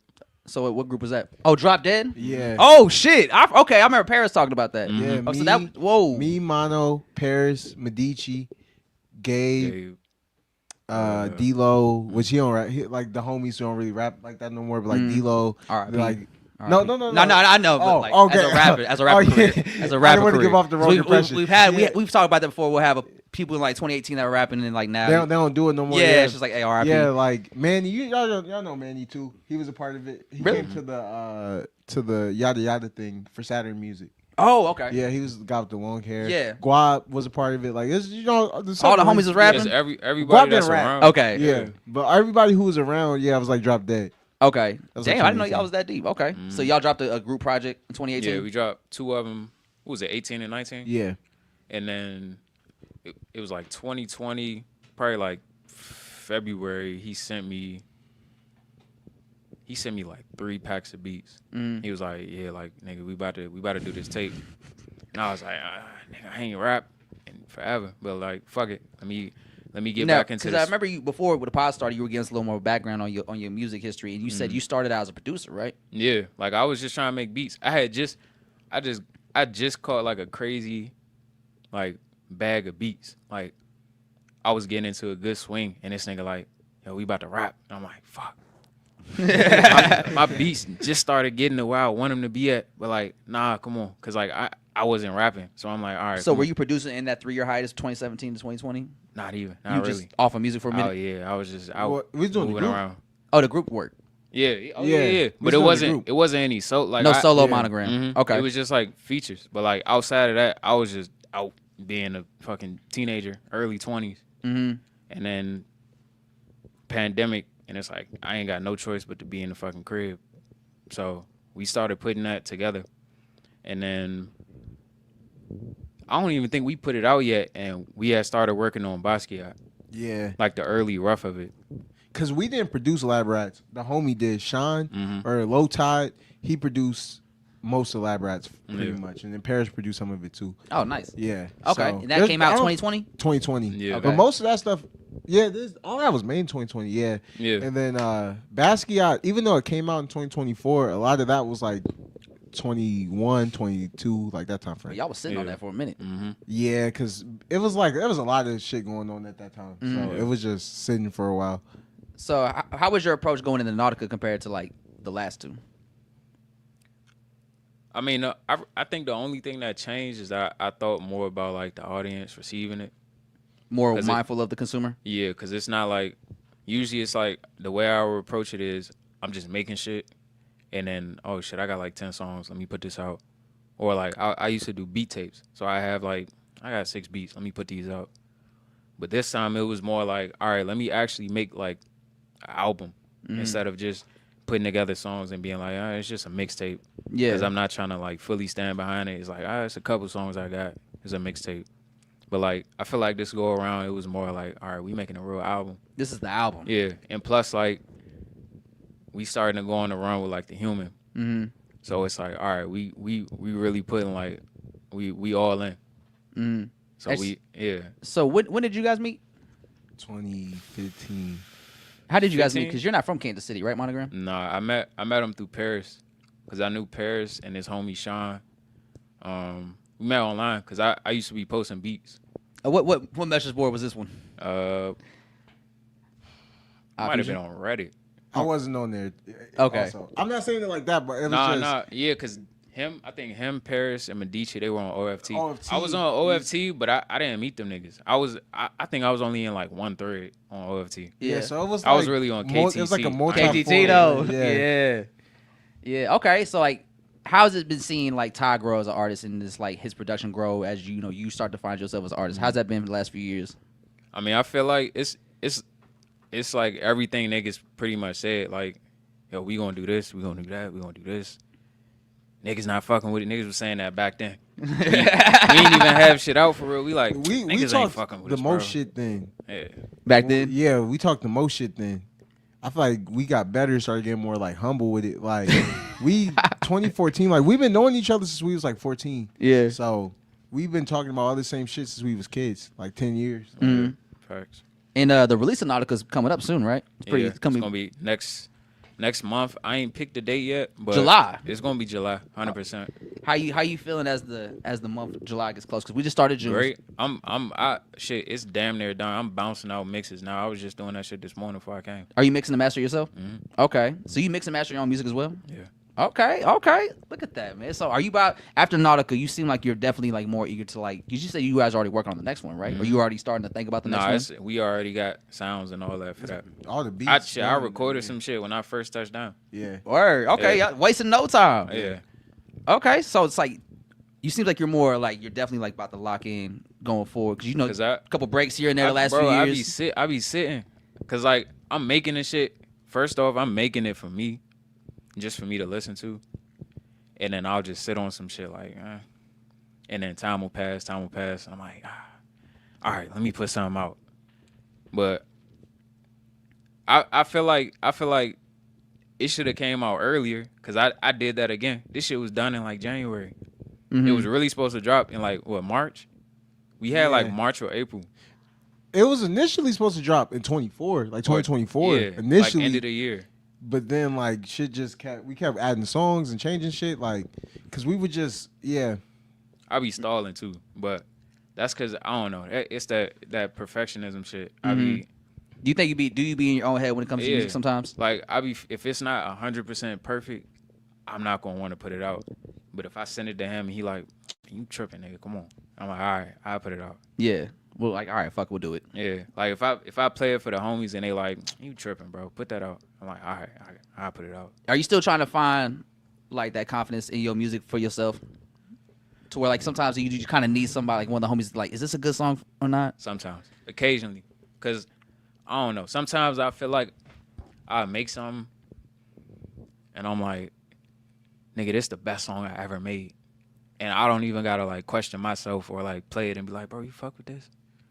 But sometimes I'll make some shit where it's like, it's all right. Yeah. And I'll play it, and this nigga like, bro, this the best song you ever made. So I'm like, all right, I gotta change my approach up instead of just feeling like if I don't immediately fuck with it, it doesn't mean it's not like some ill shit that niggas. You just may not fuck with it at this moment. Yeah. But tomorrow may be a new day. Yeah. Yeah. I think as you get more consistent with making music and being, involved in the music, I think you'll get more comfortable in that. Yeah. And just be able to tell for yourself, like, oh, this is a good song from me. Or I could probably work on this or rewrite this. Yeah. Yeah. But it's exciting to see, man, because I think out of the crew, like, you're definitely the one that's just, like, we're just, like, eager to see, like, what you do. I've heard the album. And at least for, like, the rough drafts of it. And it sounds amazing, man. Like, I was telling you before the pod, like, it was definitely not what I was expecting to hear from you. Which was great, though, because it showed me you had a lot of range. Yeah, I want to do that every tape. I want to take it somewhere else. Like, he be having to reel me back in because I told him. He reels you in? I'm like you reel him in? I'm like, bro, I'm trying to make Cherry Bomb. Nigga, I'm trying to make Yeezy. I'm trying to make some Death Grip shit. He like, all right, bro, hold on. Not yet. Hold on. Not yet. We gonna get to that. There is like a Sonic. I think you'd be really good after hearing Nautica. I think you would sound really good in like that Premier Politics era of Sir Michael Rocks. Are you familiar with him? A little. I think the only song I know, Black Mags. Memo. Nah, Memo. Memo. That's a good. Hey, that's a fire one though. But before he was on like that experimental sound, which is also great sound. You should check out that project, Banco. I think you'll like it if you like the Yeezy shit. But I think Memo was on Banco, right? Yeah. Yep. I was about to say because I remember fucking Paris them niggas kept talking about that shit. I'm like, bro. Yeah, bro. Listen, bro. Banco one of the ones. When it came out too. This is when it came out. Yeah, him and Puya and fucking Sir Michael. And they're like, bro, you gotta listen to this nigga, bro. I'm like, I don't give a fuck about this nigga. Yo, my bitch cool, but I'm cooler. Yeah, Banco. Like, bro, I'm listening to Wolf. I don't give a fuck about. I don't care about this shit. Banco? Yeah, I don't care about this shit. Hell, bro, you can make room for both though. But nah, I did. I still got that. I got the fucking mixtape in my phone. I still got that shit. Yeah, like, that's one of the ones. And but before that, he had like this very like I guess you would call it like classy polo era before that during the blog era that was like very glossy, shiny production. And I think that'd be like a cool pocket for you to get in because like I kind of hear a little bit of that on Nautica, but you have a very wide range. I feel sound. like is he describing it? The next shit? Am I describing the next shit? Yeah, I would say it's a little. Now they're gonna change it though. No. I would just say I low key feel like he. I feel like Mono is kind of in that world, but it's just it's a little grittier. Yeah, That's like, what it is. But it's like- it's still like some shit you could just. I know he said he wanted to make the next shit some shit you could just ride to, Yeah. and it's like vibe to. Which shit, man, like Nautica's definitely in that step in the right direction. So do you have an idea of what you want the first single to be from Nautica? Yeah, we shot the video actually for both of them. Dropping 2 singles before the project. Or 3. We doing 3. Yes. Yeah. 3. 3. Okay. Yeah, So 3 singles and then the project. It's gonna be like a single, but that's not really a single. Like a Lucy, like on some like blogger shit. Like, all right, Yeah. I'm about to put an album out. Is one of the songs, Just to get y'all warmed up. and then after that, we're gonna do like a double drop of like the actual singles. Okay. Bad. Okay. And that the project's dropping next month in July. So that rollout about to start soon. And Yep. y'all said you guys shot like 6 videos yesterday?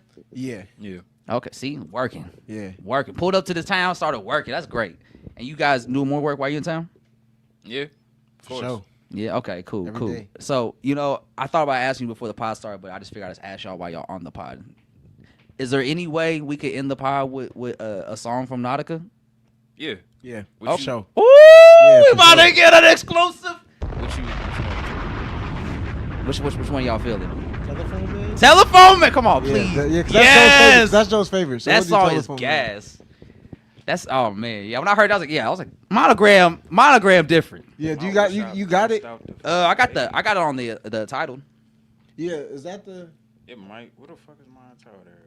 Let me make sure it's the right one. All right, let me see. Or airdrop it if you got here. Let's see. 'Cause I did. Here it is, right here. Can I airdrop that you too? can just play that one. You can play the one you got. Let's see. Can I airdrop that too? What's it mean? Yeah. Click the 3 buttons and then export. Oh, okay, perfect. So actually, while we get this figured out, Ty, Yes. the Human actually just one half of the Human dropped the project. Oh, yes, About yes. early, was it this month? Last month. Last month? No, Okay. listen, Actually, when I first of June. when I say this, I'm not exaggerating. That nigga is the greatest artist on the planet right now, living. Medici, man. Medici, One half of the Human. the So GOAT, you man. put out your project December, and then Medici dropped his project last Man, month, man. So yeah. you guys worked on that. How was that project for you guys? Getting to work with the GOAT, man. Getting to basically. At least in this generation, I ain't gonna go crazy with it, but in this generation of niggas, like us included, Yeah. he's Because everything that you hear, that's really Medici. bro, like he's producing, mixing, Yeah. sing. yeah. Get like Honey Pot, Paris Williams joint, Mm-hmm. Mango, Nautica. Just going crazy. All of that, Like and Medici really like the wizard behind it. Yeah, man. So like when it comes to the Human, break down to like what he does as a producer and what you do as a producer for the tandem. I'm like I be having ideas. Like I be knowing what You we have need the to do. skeletons. Yeah. And I then be knowing what we need to do. He be knowing how to do it. He That's knows how just to the build best, it. That's the best way. I you know get- what to do. He knows how to do it. Yeah. So you get the skeletons laid out. He puts the Human together. Yeah. So we collaborate on every song. Certain songs is like I might do some. Certain songs he might do something. Like it changes song for song. But yeah, that's my man Medici. I got nothing. That's but a praise. great. Like, That's an album like I'm gonna listen to. I'm like, oh, this is gonna be a fun album to like blend with in my DJ sets. oh yeah, I There's can't a lot wait of- to lot see. of great high I energy. can't wait to see, man. If y'all, it was a blur by Medici and the Human. It's Medici's album. He's great producer. I can't stress it enough. Medici is really the GOAT, man. How- Medici is the GOAT. truth. How He gonna much- be out here too next month. We gonna Word? bring him Medici on. gonna be in town? Yeah, we gonna bring Hey, him on here. I need y'all to Go. know Medici has never been to Kansas City. Go. He's Medici- only been to America once, right? Yes, Medici is British. He came to America. Yeah, Take in him to 2019, he did a beat battle. Get him some. One Gage and beans. left. Yeah, he One won too. and left. Smoked everybody. Came It was to like America. 64 people in it. Smoked. 64. That's crazy. And y'all haven't met in person yet, have you? Mm-mm.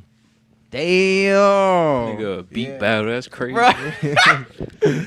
We about to send a mandem to the town. That's gonna be great, man. That's gonna Yeah. be great. But no, really, I think he gonna make an impact like Neptune's, like where you can't go anywhere listen to anything without hearing that nigga production. Yeah, man. Like the Human shit, them niggas is really y'all getting the Neptunes and this We are look real time.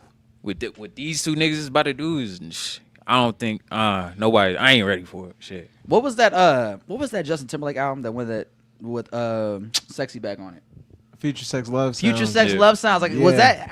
that album a reference point for the Medici project? It was all Yeah. blur. 'Cause Yeah. There's that track you're on where it kind of reminded me of My Love. Was it the second one? Yeah, Yeah, Love in the Club. Love in the Club. Yeah. Yeah, Future Sex Love Sounds was like the first album I really heard, like front to back, like on my own choice. Like I had to hear that. So, That's crazy. Yeah, that was always a influence. I always knew that we'd be influenced by that. That's cool that you and Medici like got into that bag on that project. I think Yeah. that was a really good for his project. That was like perfect for him. Yeah, that's my bro, man. Like That's tight. he's so good. Hey, people are gonna learn, man. People are Yeah, learning about the soon. human. People are learning 'Cause- about the human. Yeah, man. Soon it's picking up, man. Like Honey Pop, keep streaming. Honey Pop, the next one. Oh on yeah, the way. PSA is almost at 10,000 streams. Yeah, the next one on the way. Holy shit. I know, right? He said, "Holy shit." Yeah. What's up? We able to get it? We're trying to put it on there. It keeps lagging out. Hold on. Let's see. We're gonna try to get it through Sebastian. Sebastian's computer. All right. While we get that, we're trying to get that monogram ready. The file's too big. Maybe we can airdrop it. But yeah. So what else? So we have monogram. Oh, what about the Honey Pop Reloaded? It's on the way. So what is Honey Pop Reloaded? Because you talked about the show. You guys performed some new songs at the Lois Fern show. Yes. So give people a little rundown of what Honey Pop Reloaded is. It's Fire. Wait. So Fire. this is not. So I remember you talking about a remix, right? This is not Yeah. that, right? nah. This is not that. This is a whole new album. It's some new shit and it's some new shit. Like that shit's crazy. It's like What he said. it's like when you hear an artist and you think, oh, this is what they sound like. Yeah. It's like, nigga, this is Gabe. Like, This is Gabe right here. yeah. Okay. Yeah, you know, she got it on Honey Pop. There's a song on there, Pep Rally, and she's like pop star, rock star, and that killed the rap shit. All right, like Honey Pop, if that was her killing the rap shit, Reloaded is like the pop star. Okay. Cool. I think That's how I would put we it. need more pop music too. It's Try this. And it's black pop. yeah, for sure. Black pop. Ooh, even sure. better. That's soul pop. for sure. Soul pop. Yeah. Sometimes pop music could just be a little soulless. Yeah, now it's definitely a lot of flavor, a lot of energy. It's, Yeah. it's the human, it's Gabe, it's Seven Rings. Let's get it. I'm excited. Dope. Wait, hold up. How we feeling? Oh yeah. Yeah, this is actually probably the longest pop we've done in a minute. Yeah, for we got into it. 3 hours. Yeah, like 2:30, bro. It's gonna be a bitch to download. Oh, so what about you? So you actually working on a project too, ain't you, Ty? Yes. So what's this next solo project that's gonna be on the radar for Ty Faison? Until the Wars won. Okay. It's gonna be my first. Like it's my album. It's like my first album. When Mango came Fire. out. When Mango came out, a lot of people was wondering why I didn't really do too much with it. It's just like I was working. Mm-hmm. Like this whole time On I've been this project, Yeah, I've been Until the working on Wars this won. album. Yeah, it's a true. It's my. I don't know. It's an album I had to wait my whole life to make. Mm-hmm. For sure. And how you feeling about it so far? 'Cause you played a little bit for us at the house a couple weeks ago. My goal for the first album is to make it classic, like a real deal classic. That's my goal for the first one. Yeah. Now, when it comes to your music and calling it classic, do you have hesitation when it comes to that, or can you make an album and be like, "This is a classic"? Right If it's now? really a classic, hell yeah, I got ears. Just like everybody got ears. And it's really a classic too. It reminded me of like the shit I listened to growing up. Mm-hmm. Like those albums where it felt like, where it's not just, it's a bunch of songs this nigga just threw together. It's like, nah, this is an album. It starts here and it ends here. Yeah, like it tells a story from here to here. Yeah. Yeah, so obviously it's up to the people. We let the people decide. But how I feel for my taste, yeah, I think I did it because I've made this. I don't call everything I make that. Mhm. That's why I'm like, and I'm not even calling this one that yet because it's not done. But that's the goal. Like that's Like, what you're shooting for. Like yeah, we're aiming for classic. And when it is done, yeah, that's what I'm aiming for. I'm looking to make it. I'm looking to make a classic when I drop. Yeah. So we got Monogram next month. We got Honey Yep. Pop Reloaded like in Yep. August. Yep. And so when's until the War 1 of September? Yep. Okay. What's October then? Shit, it might be me. Like, oh shit. Yep. 2 Monogram projects in 1 year? Yep. Yeah. Hey, yo, is it that kind of year? I'm trying to do 2 a year. Okay, Like, so that's what we doing going forward? at least until like 27. Can you match the output? Yeah. Yeah. Yeah. I mean, I already be making And he 2 make tapes. beats, Like too. Basquiat. Oh, that's right. You do make Yeah, his yeah, beats is you're right. his beats is crazy. Like Basquiat, it got a whole like second album It does? of shit That's not out, right? that we ain't even put out. So how long was a Basquiat? How many tracks? 14. It's So it was 14. longer than that? Or was Nah, a it was a part two? whole separate album. Yeah. Oh shit. Like we pulled some stuff over. Like it was a couple songs. I was like, nigga, each I gotta put project this we out. make like 50 some songs. Like we make damn, 2. Y'all really be having shit for each in the vault like that? Each one is Yeah. at least Okay. 2. Like we Yeah. could make 2 different tapes from each one. yeah, for sure. Like, even Nautica is probably like it's hella shit that's on the floor. Like 30 songs, something like that. Mhm. Yeah. Oh shit. Damn. That's pretty tight. Thank you. Hey, Appreciate y'all, I it. didn't know y'all like had music in the vault like that. We make music every single Bro, day. Every day we I, make a song. Nigga, I be sitting on shit like bad. I got so much. We don't know what to do, bro. So- Oh, what? Nah, it's a big ass. It's 30 megabytes. Yeah, we can come back to it. We can. 'Cause Okay. We'll be back. We'll be Alright, back. yeah. We'll be back in July. We gotta do like. Are you a coming back whole- in July, Monogram? Yeah, Are you gonna be in town? yeah. Yep. The Okay, whole well- 7 rings. We're gonna be together. Oh, perfect. No, we'll run it up when the project drops so we can actually dive into it. Facts. All right. It's a bet. So what? So until next time, Andre. Until next time. Until next time. All right, then, y'all. Well, we appreciate y'all riding it up with a 2.5 hour podcast, man. Of course, I mean it was a great time. Thank you for having us. You know, thanks Monogram. Thanks for coming through for the first Yes, time. sir. Yes, sir. You know, hey, who podcast MVP, Nelso? Who could it be? Who we gonna give the title to? River said her because she's been sitting here so patient.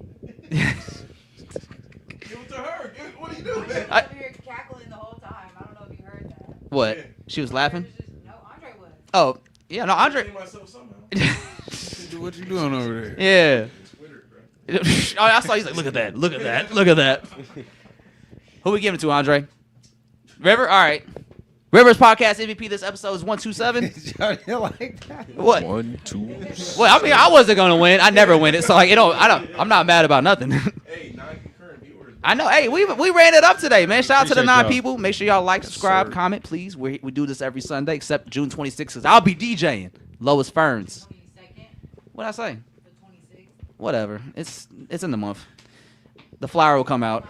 Let's wrap it up. Episode 1.7. Yada yada podcast. Yes, sir. We out. Peace.